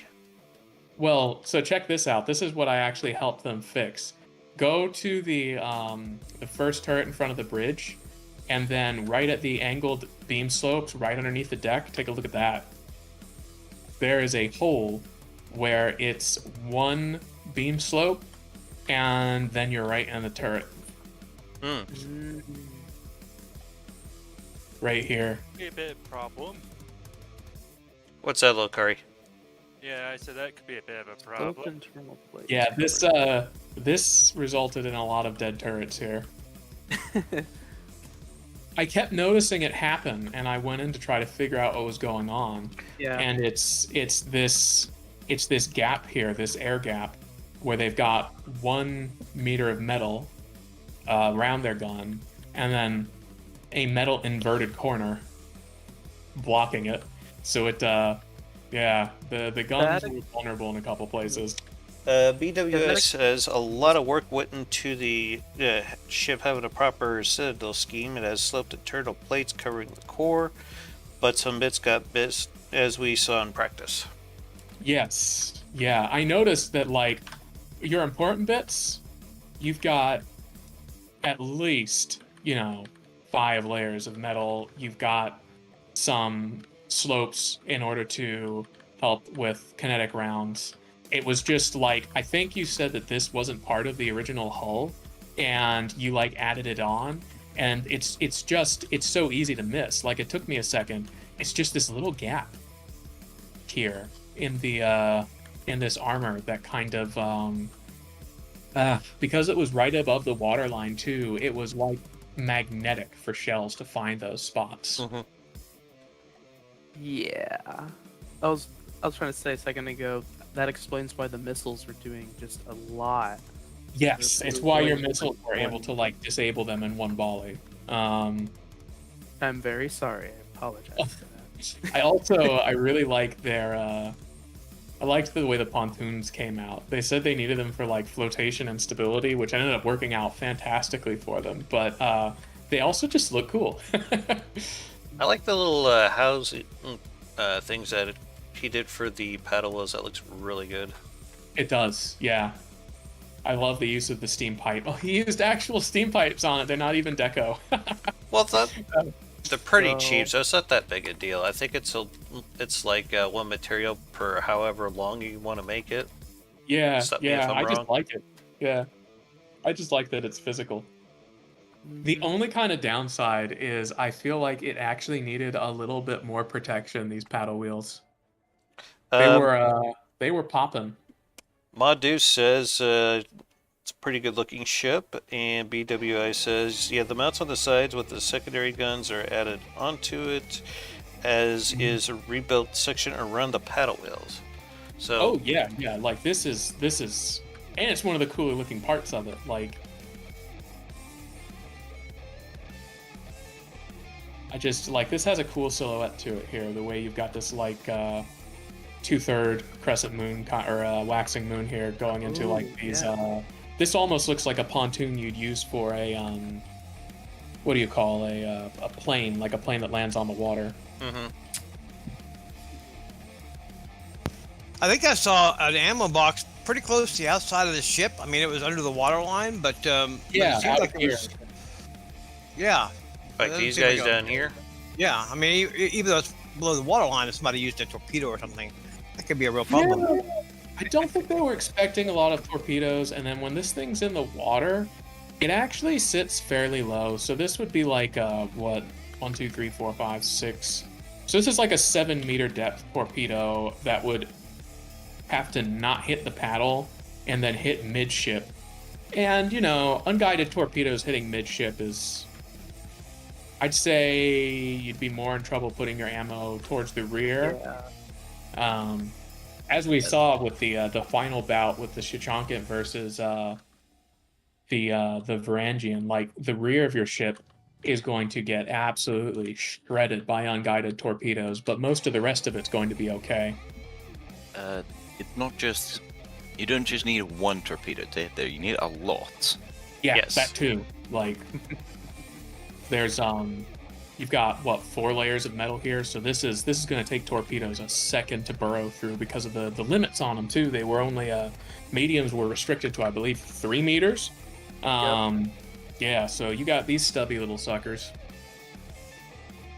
Free internal space used for HE to have more fuel. That's an interesting one. I think I probably reversed that. Was super cavitation allowed? Mm, That was no. Okay. Yeah. You could get some nasty super cavitation kinetic rounds. I think that's kind of the way you're going, wasn't it, Bob? Yeah. Yeah. Yeah, in terms of like in terms of the scope of this tournament, that ammo's in a great place. In terms of like outside of tournament, nah, it's vulnerable. Yeah. All right, so do we have any more entries that we want to look at? I think that was actually it. We've run through them all now. Excellent. Okay. Yeah. BWI says, I like the idea of mounting them in the side at the back, but they just did nothing. These torpedoes. Okay. I was wondering what he was referencing to there. I'm thinking he's probably talking about Yeah. the torpedoes, yeah. Yeah, he has another thing above it that says, if anything, I think the worst part of the ship is the torps. Oh. Yeah, torpedoes were hard. Torpedoes were really hard to get right because since these can't they can't adjust their azimuth at all. If You're you have them like on a turret, and Yeah. if you're using like a one turn, they're probably gonna do all right. At, one turns like were close banned. to medium range, but at long range, yeah, no way in hell. Yeah, one turns were banned too. They were pure dumbfire. Yes, they were essentially Katusha rockets. Yes, sir. So basically, if you weren't aiming, I see what he's saying. Yeah, putting the torpedoes at the rear of the craft like this on a solar craft versus other craft, you're firing out here, and basically no matter where your aim point is looking, they're not going to hit. Yeah, so I think I see what he's getting at. You know, it would have been kind of fun. You could have put them on like little sub object out here on these winglets, because this part of the ship tended to survive a lot. So you could just do something cute, like drop some mediums over here.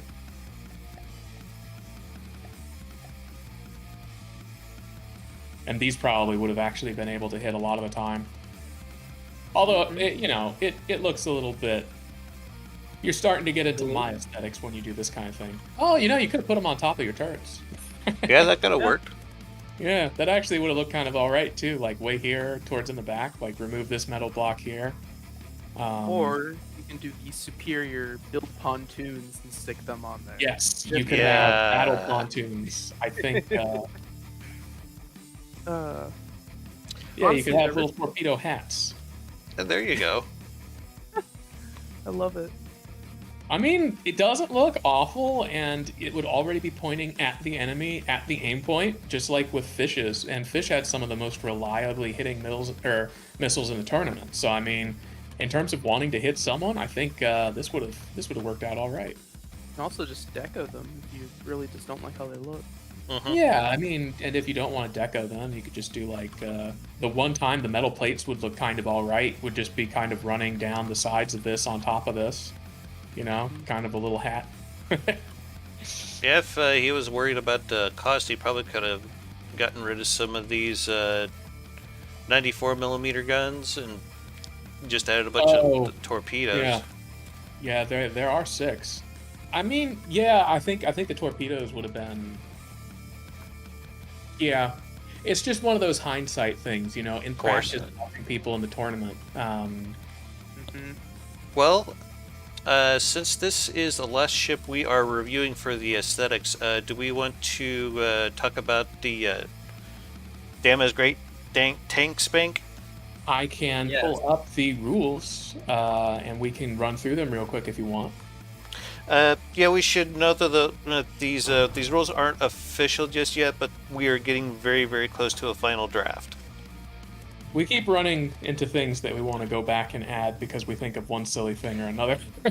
We did You know how it is. Yeah, we did come up with a clause that says we reserve the right to ban anything that we feel is not within the spirit of the rules. So just a heads up on that. If you Or think at it's the very cheesy, least, yeah, we'll send it back for revision. Like, if it's the big thing, I think I'm not alone in wanting to keep like flying front siders mostly out of this, right? Just stacked heavy armor wedges and stuff that live forever. Oh yeah, those things could be super nasty. Yeah, so I was thinking like as long as people, if you're doing reasonable builds and you're not just sending us in a decoed flying brick with a bunch of heavy armor wedges to hard counter kinetic rounds, since we're using traditional kinetic rounds here, like, you know, that kind of thing. But yeah, did you want to walk through the rules? Do you want me to walk through the rules? What would you like to do? How about you go ahead and walk through the rules? You got the most recent copy of them, so. That's true. All right, so we've got, it's still going to be 5 craft. We did update it. We want 2 of them to be tanks, preferably MBTs, so main battle tanks. We're still at just 1 aircraft per team. Mm-hmm. So if you do hover tanks, though, they do not count towards your flyer limit. So you can have all hover tanks and still have 1 flyer if you want it. The crafts still need to be Ashes compliant, so 2,500 volume is your limit. Learn to love beam slopes. We've upped the material limit. We've gone from 150 to 200,000. Gives people a little bit more to play with. Dama really wanted to see more main battle tanks, more chunky tanks, more big guns. So we decided. I think it should be mentioned here real quick that you do not have to have a flying unit if you do not want one. If you just want to go straight up tanks, that's perfectly fine as well. Absolutely. And then it looks like we're going to be doing. We haven't updated this part yet. We're going to be doing somewhere between 20 to 40,000 material per team for repairs and ammo. So mats, basically.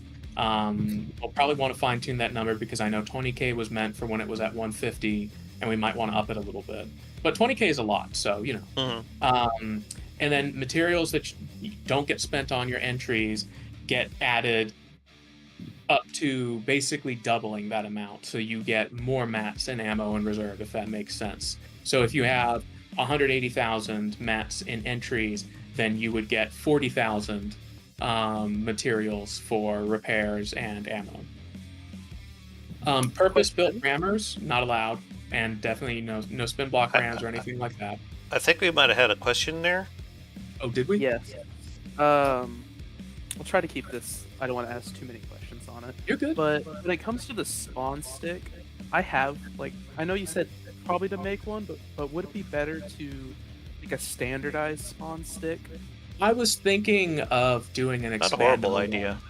Yeah, I was thinking it might not be a bad idea to just submit an expandable one into the tournament. The other thing we might be wanting to do is giving people a grace of 2 volumes, so 2,502 for you to put 2 ACBs on the craft, one to disable guns at the start of the round for about 2 seconds, and then another one to enable them. The reason to do that is if the spawn stick gets hit, it can sometimes do some funky things with physics, and we all know how forgiving Ash's terrain is when funky things with physics go down. So it might be a good idea to make it so that the first couple seconds are just the spawn sticks deactivating tractor beams, falling away, letting the vehicles get rolling, and then things start fighting. Because we don't want to have to restart rounds or have someone's plane get clipped into the ground and immediately detonate because the spawn stick got hit and flipped 30 degrees for a second. How about this though? I plan on doing a bit of a spawn stick tutorial sometime this week, and I can make that available in the Steam Workshop if you guys want to use it for your own things. That's a great idea too. Yeah, just link it in the tournament chat too. Does that work for you? I think that's basically the same thing. Yeah, I think that's even better because it shows people how to build onto it themselves. And I can do an ACB tutorial for the weapon system disabling too. It's really simple. It's just knowing what the variables are again, right? So then the next one, Dama does want people to do your paint and custom colors. So try to avoid fleet colors. You're going to need to use a palette that's going to transfer over. There are no shields. I unfortunately probably got ring shields banned for everyone, so I'm sorry about that. No missile interceptors. However, CWIS is allowed. So if you want to have an APS turret doing CWIS things, knock yourself out. No Lua, no breadboard. This is all ACB behaviors. You are limited with 1 repair bot per craft. We don't want 0 repairs going on because of the low volume. And then we're debating either 1 or 2 repair tentacles per team. Right now it's 1. Might end up being more than that. We'll see. How about like 1 per vehicle? 1 repair tentacle per vehicle? I love it. All right. Each team. Okay. So we'll just do 1 repair bot and tentacle. So I'll actually go ahead and do that. Sounds good to me. Yeah, so we're constantly finding things that we want to kind of update to make it. Yeah, a lot of tweaking going on. Which has been fun. Don't get me wrong. It's just that we also don't want to release the rules and be like, oh, look back. We changed this. Look back again. Is So, cram propulsion allowed? Hmm? Cram propulsion. Cram propulsion. I don't see why not. If you want to do it, yeah. But remember, it can't be a ramming craft. That's true. So you don't get to build the little cubes with the super graviton diff guns that fire themselves at opponents at 400 meters a second. None of that. Although I kind of want to by see those rules this. you can, as long as you don't hit them. Well, up until the next few parts. So ground vehicles are limited to 40 meters a second, including hover tanks. We've kind of got 3 rough craft classifications. We've got conventionals and vehicles. You're going to have tracks, tires, traversable turrets on them with the main mounted weapon, destroyers, tractor-wheeled armored vehicles, large fixed turrets, and then hover tanks. Can't go more than 5 meters off the ground is going to be kind of the difficult one. The terrain's going to be very forgiving and very flat, so you don't need to worry too much about that. If you want to throw a couple rubber blocks on the bottom, Probably a good not idea. a bad idea. Yeah. I was just saying, yeah, that's probably a good idea. If you want to go with the hover tanks, putting a few bits of rubber on the bottom probably be a good idea. Mm-hmm. I believe Bob was he was looking at making something like a skid. Yeah. Yes. Yeah, actually, I kind of when I realized that the wheels could actually do that better, I skipped on the rubber just turn skid the part. wheels down to 0 friction in all directions and like better skids. Yep. I actually have 2 questions about the materials limit, which is if your tanks are starting to hit the materials limit, can you do less than 4 tanks? I don't think this is a maximum. I think you need a minimum of 5 entries. Were we wanting to be flexible? Because I can easily foresee myself hitting the limit with like 3 tanks. So the resource limit. Build- The way I You could see build it something is- similar to the wolf spider to fill out the. Yeah, I think we might. So there's no limit on how small a vehicle can be. I think it's going to be 5. I think we're going to need 5 craft. That's correct. Because if you can put all of your resources into one big craft, the problem with From the Depths is that volume scales exponentially, not linearly.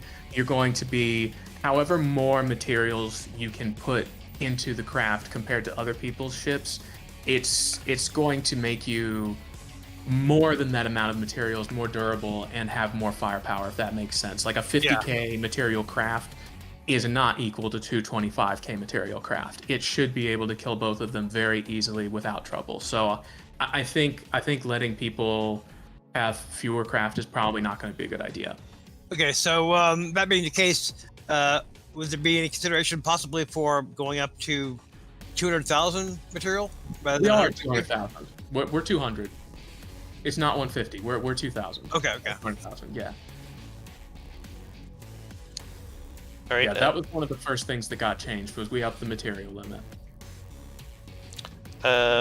You want to just go ahead and pick up where you left off there, Amp? Yeah, I absolutely can. I just want to make a quick side note that it's exactly 5 craft up top. Okay, so that was hovercraft. Potentially want to put some rubber on the bottom, or even some wheels, like was mentioned, because wheels are better than rubber in basically every way. There are no horizontal wheels. Was something that was covered. I think I ruined the fun there too. I think Firstmeister saw some of my Ashes builds that had the horizontal wheels for strafing and went, I don't blame him. So, and that basically covers all the ground. So now we've got the single air vehicle.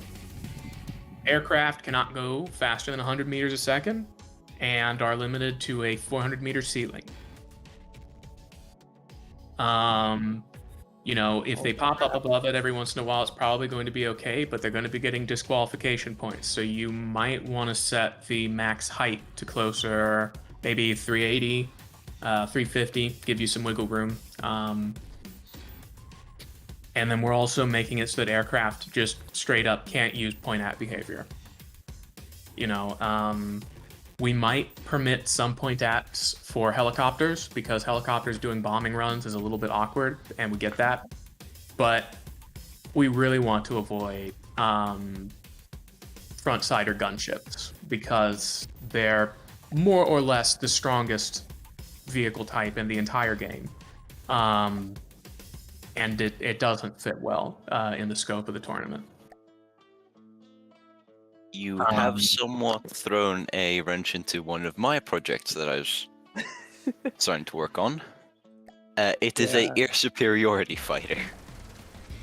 If you are doing an air superiority fighter that uses point-at to do strafing runs, you're fine. I'm not going to enforce the rule there. The speed limit and no breadboard. Yes. My recommendation would be use ACBs for thrust vectoring. It takes up 8 more volume, but, you know, at least you can still do it.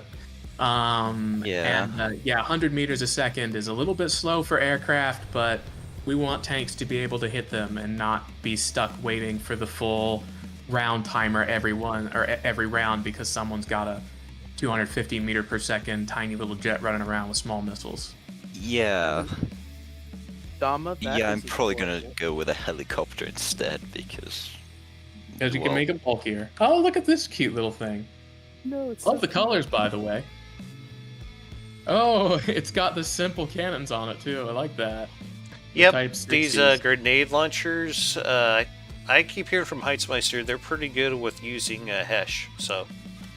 That's interesting. So like a real slow velocity Hesh round, use it like a bomber. Yes. Fun. That's something we may want to add to the rules, saying that the grenade launchers are okay. I think we let those up. I did say simple weapons are allowed. Okay. Yeah. Simple weapons and casemates. I've got that down towards the bottom. BWI has a question here real quick. Though I will probably still be going tracked. Are wheel tanks also fine? I don't see why not. Yeah. I did mention wheel tanks earlier. You can do wheel tanks. You're good. He says, I know there's a French one that basically an APC chassis with a tank turret that looks kind of nice. Yeah. Are you thinking of the got Oliver War Thunder? The MX-10, like RC. MX-10. Thank you. I'm so bad with names. It took me like 3 months. That's the one with the oscillating turret, isn't it? That's MX-13. Okay. Yeah, no, it's basically 6 wide wheels with a real nasty APFS DS turret shoved in there. You're fine doing pure tire craft, just as long as you're not exceeding the 40 meters a second. Yeah. We were originally thinking of doing different speed classes and based on the speed class banning different types of armor, but again, you run into the problem where someone brings an 80 meter per second, 500 volume, little slidey car in with small heat missiles, and you're going to 10 minutes every single round because nothing can hit it, right? wow, that's a So lot of we missiles. eventually decided not to go in that direction because it's absolutely something I would do just for fun. I do So plan on people using are this, by the allowed- way, in case people are wondering. Hmm? I do plan on using this little biplane for the tournament in case people are wondering. Oh, I love it. That's great. I decided I'm mostly going to be doing my my Wars World craft. So you're going to be fighting a bunch of art craft. Enjoy. I was gonna Um, use my Jet P38 looking thing that I submitted to Gmodism's tournament, whatever. Oh, was that the contest. thing you wanted a little bit of help with because it was behaving weird? That was the bigger one, but there's a smaller one. Okay. That looks more like a P38. It's like Gotcha. actually right sized, but it goes 104 meters per second. Oh, you can just set a So- limiter on the so set your max thrust down to like a ratio of 5 or something and you'll be fine. So usually it defaults at like it either defaults at 6 or 4. I forget. They've changed it a couple of times. Forgive my brain. Whatever it is, just slowly bring it down until you don't exceed the 100 meters a second and you're golden. Yeah, he's Could talking also- about this right here, where it shows the output. You can Yeah. just keep cranking that down slowly till you get to speed that you like. Exactly. Oh, okay. Exactly. That's how I controlled the Shachankin's max speed. Let me find it. Sure, what I'm talking about. So, I believe we had another question. Was that from Fish, was it? Or am I thinking of the wrong person here? No, I did have a question. Okay, go would for it. would something based on the Stridsvagn 103 be counted as a main battle tank? that's going or to is depend that- on the volume and the cost. If you're at 2,500 volume and around 50k cost, yeah, we're not really trying to. We like I said, we would prefer 2 main battle tanks, but if you want to bring 5 light tanks that just happen to add up to 200k and are Yeah, just that's smaller in perfectly fine. stature, do it. Yeah. Yeah, I, there's I no was hard thinking. I was thinking about its shape.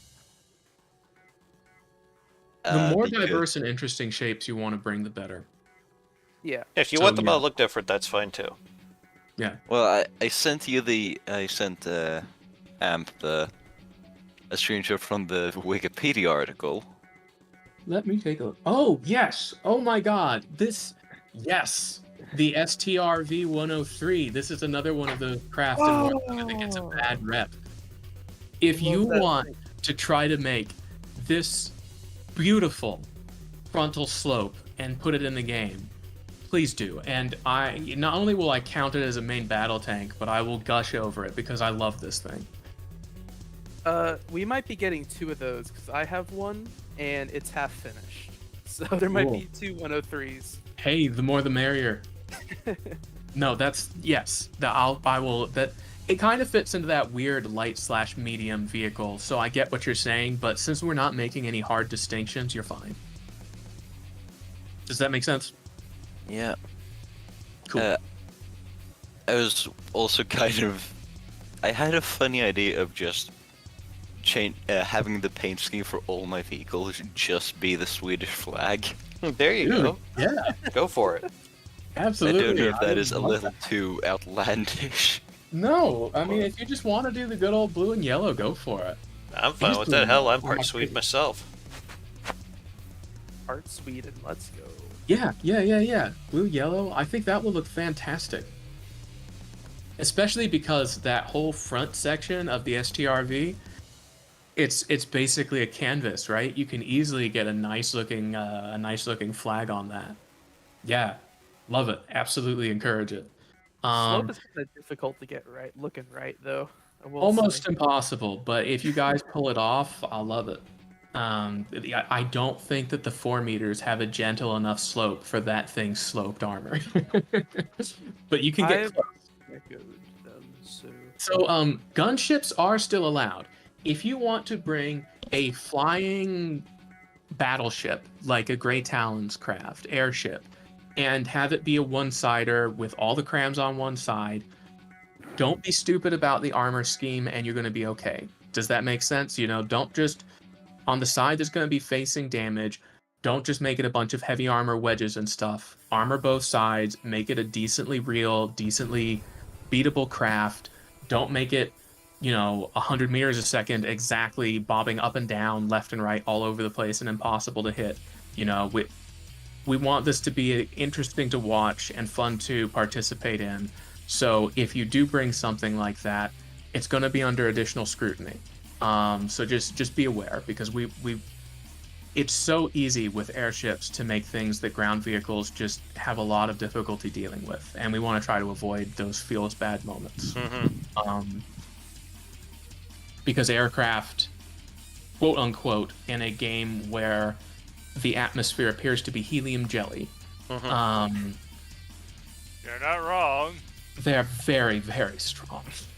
Where anything can fly and everything falls very slowly, and also somehow can't hit any kind of reasonable speed, but hits low speeds very easily, it's a problem. So don't be a problem and you're fine. And I think you'll know if you're bringing something that's going to be a problem, You'll feel it. BWI's asking something about a tank destroyer and something about it being a wedge. This looks TD? like a Okay. 103. For TDs, if you want to put wedge armor in the front of them, I say you're allowed to. We're mostly cool with worried that. about wedge armor when it comes to flying front-siders because of the maneuverability. So wedges are a problem with front-siding airships because you can have them go 300 meters a second and immediately change from left to right strafe while varying altitude. So you add that all together and it means you can't hit it, and when you do hit it, it's ineffectual.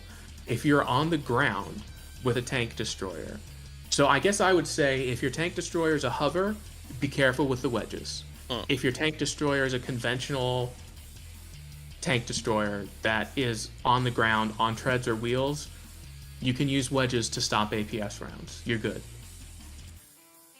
We're trying to prevent wedge spam from becoming a problem on the more mobile designs. So I've if you're had to doing stop something myself. conventional and ground hugging, you're good. And I have a distinct impression, knowing your build style and what you like to make, you were asking about a traditional tank destroyer, and you weren't thinking about making a hovercraft abomination that's varying its altitude and its horizontal positioning all over the place. So I think what you had in mind is perfectly fine. I think we should also mention if you're trying to reproduce the behavior with ACBs, that's probably going to not fly either, because we really don't want that kind of behavior for a gunship, more or less. Yes. So for gunships, absolutely. You can use the default circle at behavior, which does have altitude variation, but trying to reproduce the quick horizontal repositioning or varying your speed, that kind of thing. Oh, look at this. Got a little Red Baron triplane. Love it. It's a little old, but The aesthetics are great, though. thank you. That's great. So, I would say that thrust vectoring via ACBs is fine if you want to produce a tail fighter that is trying to do air superiority, dogfighting against enemy teams, and then doing top-down strafes on tanks by using point at or ram and switching with ACBs. You're fine. You're not fine if you're using 3 different circle at AIs with 5 different altitude variations so that you're constantly changing horizontal and vertical position on one side or gunship. Like I said, you'll smell the blue cheese in the air and you'll know what you're doing. We're really only trying to keep the egregious metacraft when it comes to flying one-siders or front-siders out. We're not trying to hit cool behavior or cool creativity. That's not what we're interested in limiting. All right. What was the next part of the rules we were wanting to discuss? So I was just going to run through the weapons that are allowed. APS, with the exception of diff and railgun components. Neither of those. I was thinking of maybe making an argument for hybrid diff because it requires some level of investment and risk-taking. But still, for the time being, just no diff. We don't need 10-meter shells doing 50,000 damage frag alpha strikes against heavy armor. It's just too much. You can't build against it in an Ashes footprint. Might be funny for Um, lulz, but that's about it. Exactly. It's too strong. Diths are too strong. They're strong and they're disposable, and that's not fun, ultimately. Prams are allowed. No limit on packing, no limit on millimeters so far, so Nope. no nuts. If you want to pack up a 200,000 damage Cram Alpha Strike, have fun. All missiles are allowed except for medium or large and huge are banned. And of course, Lua is banned. Remote guidance, fine. Laser, fine. Heat, thump, EMP, have fun. But no large or huge because they scale too hard. Casemates are allowed. Simple weapons are allowed. Autocannons are allowed. And then the typical fare. So APS, you can basically use any shell type you want. So AP EMP, go for it. AP EMP with a heat secondary, have fun. Whatever kind of wild, crazy shell you come up with while testing that you can fit into a conventional gun, you good. Banned weapons are going to be energy weapons for the most part. No packs, no railguns, no lasers, no laser anti-munition systems, no LAMs. You're allowed to use CWIS, but that's kind of the extent of your defenses.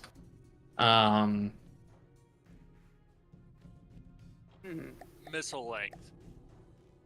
No ban on missile lengths. Have fun. Oh no.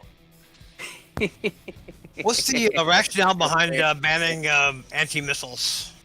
Yeah, I was wondering that. So, volume limit restrictions mean that you can have one craft dedicated to, let's say, 10 or 12 banks of missile interceptors, and you will invalidate rams and you will invalidate missiles basically up against any team that you fight. And that's it. End of story. They're just done. They will never be able to get to you because your missiles will respawn better and they will be able to take them out. We're not at a volume where it's particularly reasonable to hit high enough cram health values where your shells have a reasonable chance of surviving serious banks of CWIS. So CWIS interceptor missiles in the context of this format and in the context of Ash's volume restrictions are too strong. Because they are tuned for dealing with meter level munitions, if that makes sense. They are tuned for dealing with large and huge missiles. They are tuned for dealing with crams that have upward of 40 or 50,000 health. And in the context of Ashes, where you were not going to have large missiles and we're not going to have crams in all likelihood with 50,000 health, it basically means that you can stick a couple of small missile turrets on each one of your craft and never have to worry about missiles or crams. And that's, if you need to if it's just so much easier, cheaper, and more volume efficient to stick two small meter or two small missile pods on every one of your vehicles than it is to stick a functional CWIS turret on one of your vehicles. And a functional CWIS turret is cool and interesting and will have some difficulty with crams at this volume level. And just having a couple banks of small missiles on each craft is not interesting or particularly engaging. Sense. It's reasonable. That's my take on it, at least. I don't know, Damma, did you have anything in addition to that you wanted to add? No, I think you pretty much covered most of it. Do we have any questions before we move on? Just I don't know how to word this. I'll just ask it later whenever I figure it out better. Okay. Absolutely, no pressure. We're still not even quite finished fine-tuning the rules yet. I've added 3 or 4 things as we're going through it, so Yeah, feel we free keep to bag add stuff all whenever. the time. Yeah. Actually, So yeah. banned blocks, I guess I could cover, and that would basically be it outside of the format. Could I just do one thing here real quick? Absolutely. I'm going to go ahead and end the match, and I thought it could be fun Sure. to I could go here into Ashes? a custom battle. Yeah, I probably need to go to Ashes first. Thank you for saying that. You're welcome. Had a feeling. But yeah, go ahead and keep going over the rules there if you want.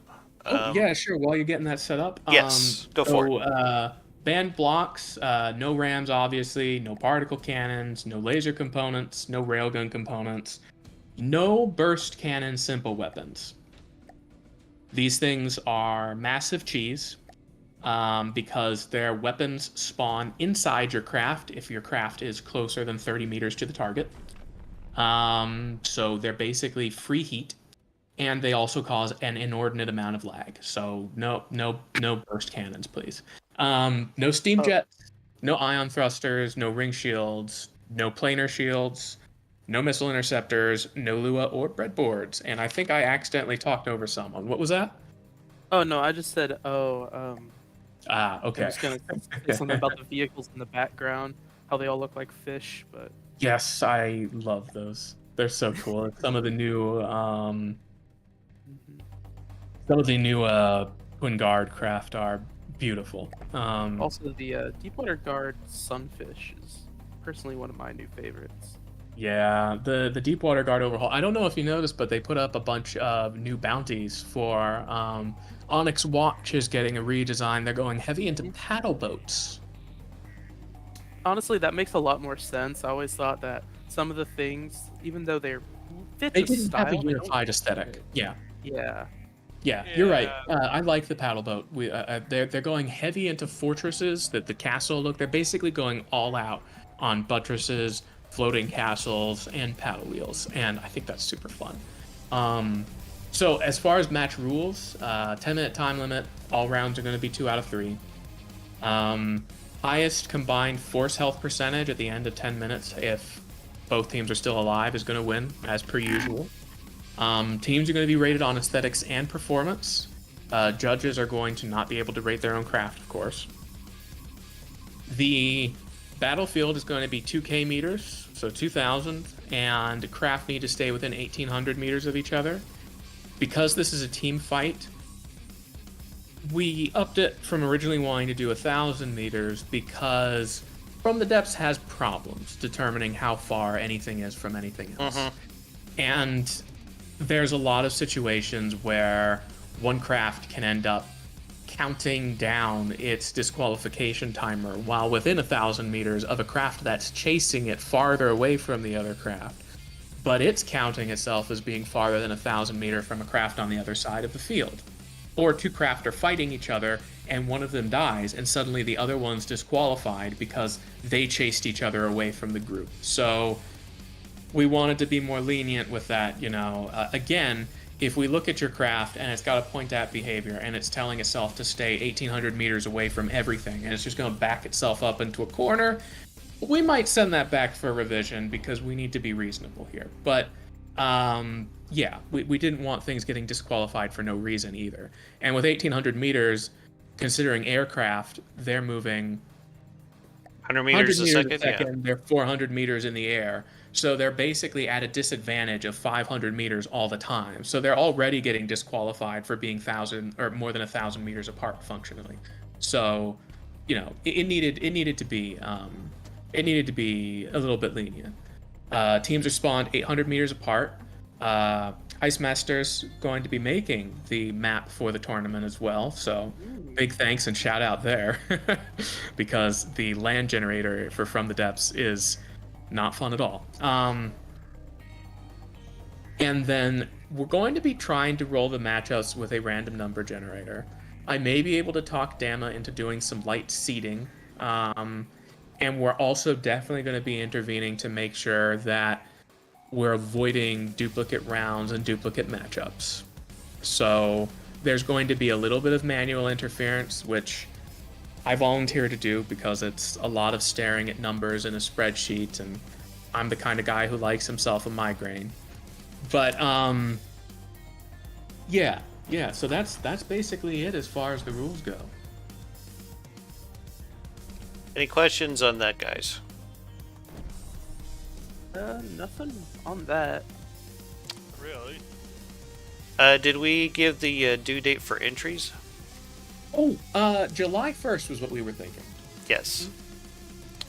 Want to give you guys lots of wiggle room to perfect your designs. Yeah.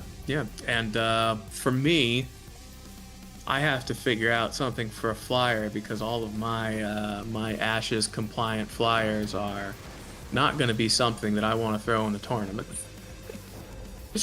They Yeah, I are had very to do it. vulnerable. They are very vulnerable. Dama, I'm looking at your stream and I noticed is one of the tank destroyers, is that a diff gun or does that actually have a internal? I did a bunch of deco work to make it look like it's a diff gun. But it's actually got like 6-meter autoloaders in here, and this thing will pin up to like 5 layers of metal armor or 1 layer of heavy.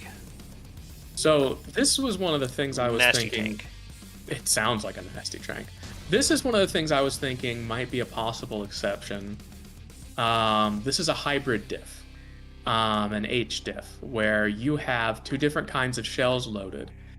Now, the thing about this is it can only fire at 1 gauge, and you have to have enough cooling and enough recoil for it to fire both types of shells at a continuous pace. So this keeps you, most of the time, from ending up with a 500 millimeter 10-meter long shell being fired. So it's a little bit more reasonable. It's also all boiled into 1 gun. I still don't know if we want it because it's still extremely strong, but it's something that I think we're going to have to play around with. I'll probably send this design that uses an H-diff over to Dama and let him decide what he thinks of it, because I know Mecha was That's really good. sad when we said we can't have diffs. Yeah. That would just be a ton of Alpha Strike, though. Yes. The thing about the H-diff is that it's not going to fire. I'll send this design to you so you can see how it behaves. They behave differently than normal diff guns, and it's the only reason I'm even considering them. We could look at it real quick here on camera if you want. Okay. Jeez. Yes. This is on And camera. just go ahead This is, and PM it to me. Yeah, I'll also send you the design real quick. I'll do it after this. So this is a little art design I had. It's Yellow Comet Duster. And I was actually just running through the internals. I'll go through them again right quick, since Dan is looking. It's basically got 3 direct inputs. It goes up into the craft and then has 3-meter autoloaders in it. Actually, these might be 4s. Nope, they're 3s. And it basically means that this 402 anti-ground unit shoots 2 different types of clips, or 2 different types of frags. It's got one 20 part for the diff, which is a big AP frag head, and it shoots these about once every functionally 20 seconds. So it's gonna have a diff every now and then it's gonna shoot like the regular shells normally. Yep. So its regular shell is a hesh. It's a squash head that it fires. Very about. Interesting. Yeah. So that's what the H diff is, and the thing about the H diff is that the direct feeds are not going to act like they do with a normal diff. With a normal diff, you're stacking cooling and recoil absorption so that it gets the shots out as quickly as possible, right? Since this is attached to an actual gun, you want it to actually have balanced cooling and recoil. So it's not just going boom 1, this reload, boom 2, this reload, boom 3. It's actually functioning like a normal gun. So it basically has the diff loaded in, it shoots it off, and then after like 20 or 30 seconds, the next one goes. Well, I would feel comfortable with it if we could reduce the length of the shell. Okay, let's for say the diff gun, like maybe like to 4 8-meter meters. limit, maybe? Hmm? You said how many meters? maybe 4 meters, somewhere between 4 and 6 at least. Yeah, I think 6 as a diff limit would be a great idea. So hybrid diffs permitted. So yeah, that was the alpha strike there, about 10k AP flag shell. Goes in through the top. I think it actually immediately disabled this gun. Yep. This is the Steel Strider's Fenrir, so it's fairly love decently that. armored. Yeah. And feel free to tell Kevin that I have murdered one of his children on stream. Did it right now. So, you know, HDiff, it's still nasty stuff. This craft, granted, the shells are specifically tuned to be able to kill the Fenrir. So this was one of those ones where I was obsessing over it for a while to make sure it could do that.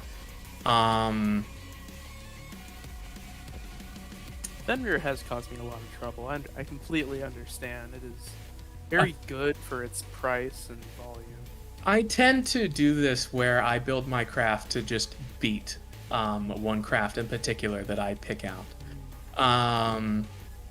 Call it my own little bit of AC or OCD running through. So yeah, I think a 6 meter limit to the diff gives you some incentive to actually build craft using the 8 meter shells if you can stuff them in there. And it definitely takes away their super strong ability to just load a 10 meter shell into something. No, now that you mention it, I do have a tank destroyer that uses 8 meter shells. I have a KV2 that uses 8 meter shells. Oh, and there was the next diff round. Another 10k strike on it. So yeah, it fires Hesh most of the time, but whenever it has a diff shell loaded up, it fires it, and that's HDiff.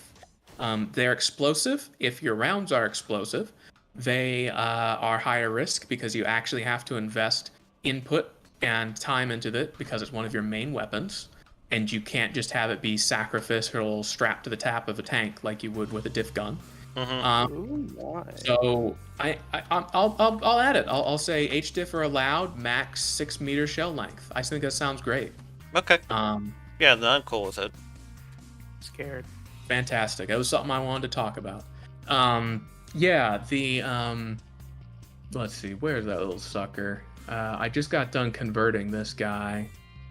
Here you are. Yeah, this sucker's got them nice 8 meter 0 clip going on in it. How tough is that turret? How do you feel about getting through this much armor? It's got quite a bit of heavy. It's pretty tough. It's pretty tough. It's also very narrow profile because it's a KV2. Does it like to flip at all, or? Nope. No, it. I'm going to have to tone it down because it goes faster than 40 meters a second too. I do have a tank that goes at 120 meters a second. Wheels are ridiculous in this game, man. Yes, they are. They are probably the most efficient means of propulsion in the whole game. Aye, that and their fantastic armor. Some of the best armor in the game. They're just not very volume efficient. That's what's screwing me over at the moment. Where it's just... You know, I actually submitted a bug report from the depths. They're looking at it, where they're going to be trying to make them more volume efficient. Yeah, there we go. 41, 42. I think she gets up to 45. Which is hilarious for a KV2. Look at this thing. But all you need is the Benny Hill theme. Exactly. I one love is that little that? chase. I had it hard stop to demonstrate that it does not flip. It down underneath here, they're decoed away, but it has roll bars everywhere. Probably wise. Roll bars are your best friend. Also, pro tip to help out a little bit: when it comes to your wheel settings, spring length is your friend. It will make your tank so much less likely to flip. You want big springs. Sometimes, it depends on the craft. Sometimes you want real small, real tight springs. On this big chunk of heavy armor, it wants big springs with decent kick to it. But yeah, so wheels right now don't actually scale appropriately with their volume. It's like they basically just multiplied. So a 3x3, a 3-meter wheel is not 3 meters, it's 9. But it only scales as if it's 3 meters. And the same happens with wide wheels, are twice as bad as that. So the only good functional wheel in the game right now that functions as it should with its volume are 1-meter wheels. Yep. You can get no faster with no better results without using 1-meter wheels. They're the best wheel in the game. It's being looked into though. I made a list of different suggested changes after it was pointed out to me on Menti's Discord server. The one honorable mention, and please don't do this, guys. Horizontal wheels are banned, so you can't do frontal wheel armor. But please try to avoid using wheels as armor, because look at this. It's not okay. Oh, This block has 40,000 health. So, be Save it for reasonable, please. ships. Hmm? Save it for ships. You save it for ships. yeah. For ships, let's see, what's the best armor? Simple Real weapon. quickly, I have drill one tank part, that has 555 drill, I think. 30,000 at 60 armor. I give you the best armor block in the game. May I add the Wow. steam drills? Because there's a bigger one. There is, yeah, the steam drill. and Where's that freedoms. drill head at? Jet steam drill. Steam I think drill? that's You get in the the gearbox. Is it in the gearbox? Yeah. You Oh, are there right. it is. Oh no, it's the same piece. Well, there's a bigger one. Yeah, there's 50,000. You're right. There it is. Yeah. 50,000. What's also great is they count as their own air gaps. This is a built-in air gap right here. Triggers heat and edge. Yeah. So don't. Please don't. If you do, it'll probably get sent back to you. One thing that is allowed. I don't plan on being an asshole about it. These are the second best armor in the game. Mm-hmm.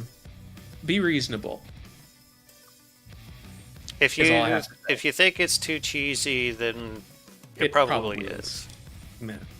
I'm not gonna, if you want to use these because they look aesthetically cool, or if you're really worried about AP rounds, I get it. There's not really any other solutions presented to you in the game outside of Era spam, because Era is also entirely too strong and doesn't function like Era actually does in real life. So, you know, that is one of the things. All my builds are going to be Era free, so have fun with chemical rounds. Yellow I Yinks. think that's basically it. This is from the depths. It is. It's a wonderful game. There's nothing else like it, but it still has problems. It's buggy AF. Yeah, man. But it is also fun. AF. It's incredibly fun. It's like BattleBots without needing a personal sponsor. And you get to make historical craft. If you let Or- people do whatever they want, there are gonna be problems. Mm-hmm. Exactly. The sign of a good sandbox game is that it's broken. By that metric, we're playing one of the best sandbox games out there. Yeah. And Freedies, I have. Yes. Well, you're mentioning not using wheels as armor. I have a tank that has 2 wheels on the front of the turret, but they're I had to get them on like a spin block to put them at an angle. They're just for deco. aesthetics. Well, Okay. You can't deco the Um, wheel, but You cannot deco wheels. So, Yeah. are they the They're 3 really- meters? I believe they're just small ones. If they're the 1 meters, you're fine. Yeah, Alright. not even a problem, man. Don't worry about it. If Good. if for example they were the 5-meter wide wheel up on your turret being used as a piece of decoration, that would be a bit of a problem. But like if you've just got a couple spare tires up there, like look at this thing. It's 800 health and 30 armor. You're cool, man. Don't worry about it. Even the 3 meters like the edge of what would be allowed because they're technically about as good as an entire heavy armor beam. But you know, I'd still probably be like, no, it's decoration, and if you try to deco these, you get this block, which is beautiful, isn't it? I really, it's a nice wheel. That's my favorite wheel. 3-meter wheels. They're beautiful. That's a nice wheel. Hey, would you look at that? Why can't you deco wheels? That's what I really want to know. That would let me be see if nice, you can yeah. find the actual wheel part. Drive wheel 3-meter. I think it still does the same thing. Sure does. Yeah. Yeah, it's still the same. Extra mesh. Here we are. There you go. So it's the extra mesh Hey. 0 of 1. And then you'll also need the interior of it, which is... Nope. Nope. Nope. I don't Nope. think there's a middle. Nope. Just use like a... Ah, there you are. Middle. Found the middle. Oh, Which one okay. was that? Wait, no, that's a Steam engine. Mock Part. wheel, no, turning wheel, medium wheel 1 meter. Okay, so you can probably stick this inside of a wheel, the extra mesh, and it'll look all right. Oh wait, no, now it actually has the center in it. There you go. I found it. It's the extra mesh for the wheels. I just saw a train just absolutely destroy the Onyx Watch. Oh, you want to see it again? Yes, I would. Oh, That's God. the Did you crazy see the train Mark trains? II. Did Oh, you I see thought it was the the French train? Is that the tickler. train from Menti's tournament, the most recent one? Or is this your own train? This is one that I built myself. Okay. Someone submitted some beautiful monstrosities into Menti's most recent land tournament. They're like 80 kilometer per second stone and metal spam, heavy or high explosive cram spamming trains that also Bam. ran. They are Oh, beautiful. God. This sounds like something the Russians would build during the Second World War. Absolutely, that's what I was thinking. Absolutely correct. Actually, it feels like something they might build now. Now, The situation yeah. calls for it. Indeed. Yeah. Oh, yeah, speaking about your friend's build with cars, this was my attempt at a car. Cars in this game are just not enjoyable. Oh, yeah, that's very true. I mean, in fairness, this is kind of what they look like in the game too, but it's also ugly as sin. The wheels need to be bigger as well. Just a tad bit, yeah. Is this an Advanced Wars build? Yes. So this is what they Orange. look like in the game, but when you put it into blocks, it looks ugly as sin. I did give it a little detection drone up top though, which is kind of cute. Wow. Oh, actually, I've completely forgot I was going to say this. About the tournament, can you have, like, little drones that are just, like, detection drones flying around? They don't have any weapons, just for detection. I think sub-objects are probably going to be on a case-by-case basis. Be careful, and don't do too many of them, because things are going to aim for them. And so, like... Sub-object could work. Was that I? I don't know, damn it. Do you want to ban sub-objects in general? It won't can work because distract? you'll have the stick for launching. Mm-hmm. Oh, I'm not talking about a sub-object. You can't dock I a mean, vehicle like, that has yeah, a docked sub-vehicle. vehicle onto another vehicle. Can you not do Yeah. double docks? No. Nope. Okay, well, that solves the problem in general then. Yep. okay. When I said 5 vehicles, I meant 5 vehicles specifically. Fair enough. Yeah. All right. Okay. And if you can't dock a dock, then you're good. Yeah. Sounds like you just can't. Cool. Boy, The that takes a lot off. 5 of it. vehicles includes the plane, right? Hmm? Is the 5 vehicles include It's Yes, it 4 does. vehicles, and if you want to have a plane, it would be the 5th. It's 5 total. okay. Yeah. Could be fun. I have to come up with a vehicle, in fact, because my vehicles are. Let's see. What's your firepower to armor ratio here, Mr. Green Attack Fighter? 15%. Yeah, that's not bad. I think the battlecopter is 5%, and I It's think like a my chibi bomber, A10. Isn't Yeah. it cute? It's supposed to be. That's exactly, yeah. It's basically just a whole shit ton of laser guided missiles. How small the 30 mil is, though, compared to it. Well, the Advanced Wars version uses missiles exclusively, so So it ended up being a missile craft, even though I didn't want it to be. I No mean, the choice. relay 10 very rarely uses its cannon. Mm-hmm. That's fair. And then I can't. Look down at the stream. There's another strange ramming vehicle just beating up the Onyx Watch. Sign of the Hammer It's Rammer. Thor's hammer, yeah.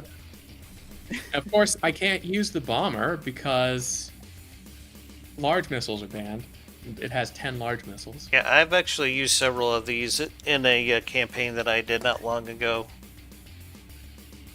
The rammers. Yes, I've shown off the rammers. It's just jumping around, and I am lost for words. Land vehicles are weird, man. This one's actually meant to hover. The only reason why it has wheels is so it doesn't grind on the ground. But, yeah, I don't know why it's not just taking this out, but whatever. Yeah, AI's exposed. Who knows? I've never really made it. Well, I made one ram craft, but it was really bad, so I just kind of. They're pretty strong. Yeah. Especially if you put a custom jet engine on it. Mm-hmm. There was a pirate tournament in a CC Discord, and I entered a while ago. And the guy took a while There it to goes. get it activated, and I was really excited because I knew this thing would do good because it was like pirate themed, so it's mostly wood, but it had some big 400mm HEs. First vehicle I go up against is this ramming craft that just ruins me on like its third pass. So it's just like, well, that was a bad matchup. Yeah, I just watched a naval tournament where someone did a extendable steam drill on pistons to avoid it being able to clip or take any melee damage. It would basically just run up to a craft, lift a crane out of itself, and obliterate a vehicle instantaneously. And it was on custom jet engines, so it moved like 150 meters per second as a hydroplane. And it's like, yep, that's what optimal performance looks like. One of my tanks is its AI just tells it to run over any vehicle that is less than 500 cubic meters. It has no ramming components. It just Yeah, but it outclasses them. It's in a different weight class, so you don't need ramming. Yeah. I love it. That's great. Okay, so on my end, here's a quick example of why large missiles didn't make it into the tournament. So here's the Fenrir. Very cute design. I'm going to murder it again. This is a single bomber craft. Very slow, very chunky. Oh, there's the payload. Not too bad. Let's see how the Fenrir weathers the payload. What Fenrir? That's quite a magic yes. trick you got there. That was very nice. I made a Steel Strider's craft disappear. I'll be here all week. In fact, I'll be here next week too. Better rename that bomber into Houdini. Houdini, yes. Ooh, I like it. Yeah, it's a good name for a bomber. I like it a lot. So yeah, large missiles and Ash's campaign craft are problematic. There's one in the Steel Strider's inventory. It's like There this are a truck handful that of has large missile craft in the Ashes campaign. The Deepwater Guard actually has one. I think it's the I believe it's the Black Mamba. Yes, 100% right. It's this cute little. Okay, game, just don't spawn it. Why would I want you to spawn the thing I clicked? Yep. Just two large missiles strapped to a little half track. I know really this take thing those, because actually. it annihilated me first time playing the game. I became obsessed. So Dev, BWI's channel, where he built the Momoka, I became obsessed with making sure it could survive the Alpha Strike from the Black Mamba. Look at that. It freaking killed the bomber in one shot with the stupid large missiles. They're such a problem. Oh, look, I got two off. That Yeah, they're matters. not very balanced for Ashes, if at all. No, they're not. They shouldn't be love Ashes. that track, though. Now, I really there wanna are... copy it. I would almost be willing to make some exceptions, but I think it's better to just ban them outright. If you have something like I have very good names for when I'm building things. I don't fucking know. I don't know. Big. So these missiles, they're one payload. If you have a large missile with one payload and you just want it to fly a certain way because you become obsessed with it for some reason, that's somewhat more acceptable, but it's probably better to just ban them outright, if we're going to be honest. What is this creature I'm looking at? This is Orange Star's rockets. It's not decoed or painted or done up yet. Benrir! Welcome back. Hopefully So the whole thing, the reason why these missiles are huge is because they fly in a very particular fashion. They're not very effective. They're mostly thump missiles, but they have a little bit of an explosive payload. The big thing was getting them to fly like that because that's how they work in advanced wars. Is they're long distance heavy arc missiles, so they go straight up at like a 45 angle and then straight down at a 45 angle. So getting it to do that was miserable and took a lot of time. Because they do it without Lua. This is all using stuff that's built into the game. Was one of the rules that I had for myself with this campaign. No breadboard, no Lua, and lots of very difficult behaviors. I know your pain. I tried to use Lua for one of my anti-submarine missiles. Mm-hmm. I could not get it to work no matter what I tried. Yeah, I'm not a big Lua guy. I can do a little bit of Python, and that's about as much as I get.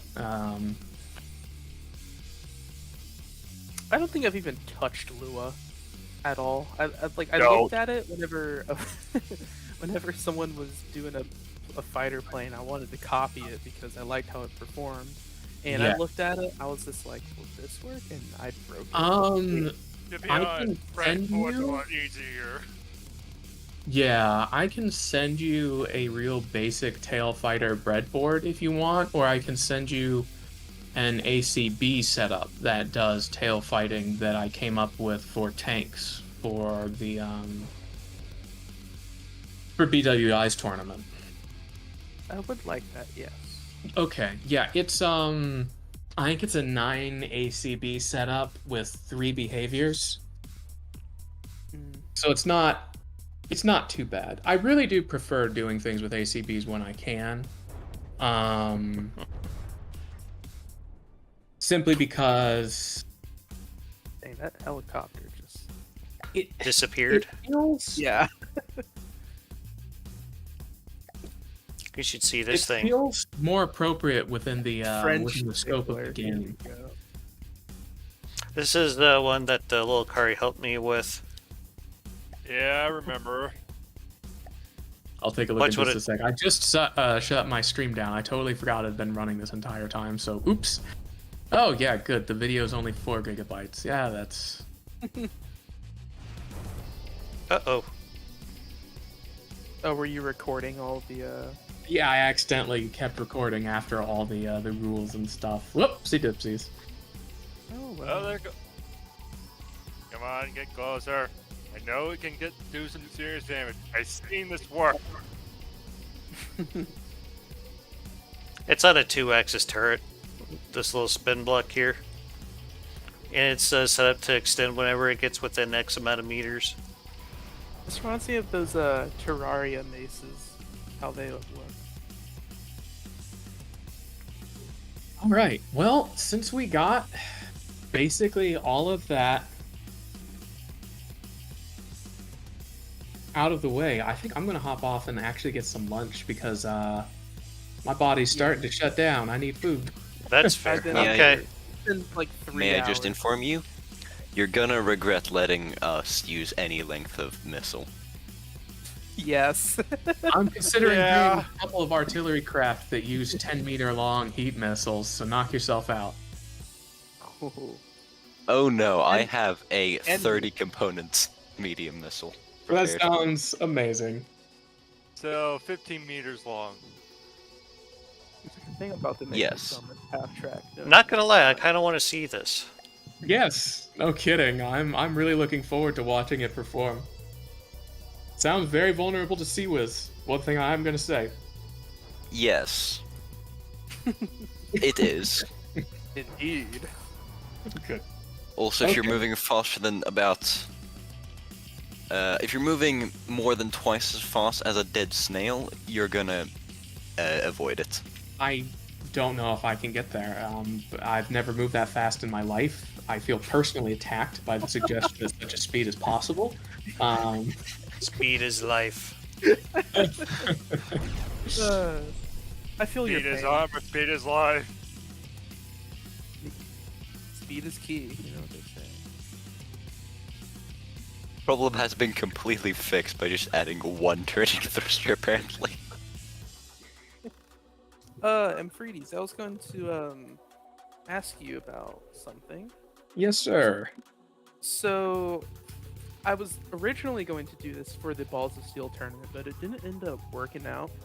I've Okay. been slowly working on the USS Texas.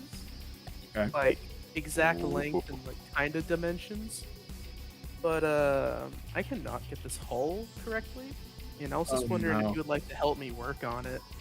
I can take a look to see if I can figure it out. You know, a really good tutorial on getting US ship hulls done that has been uploaded a couple of times. Damma, you know their name. They're the guy who did that campaign. We've talked about it. They just J-Dog. Yeah, J-Dog. He's amazing. Yeah, he's got a couple of tutorials on hull shapes, and he did a lot of modern American, or at least post-World War II Vietnam era ships, and he like built them on stream sometimes.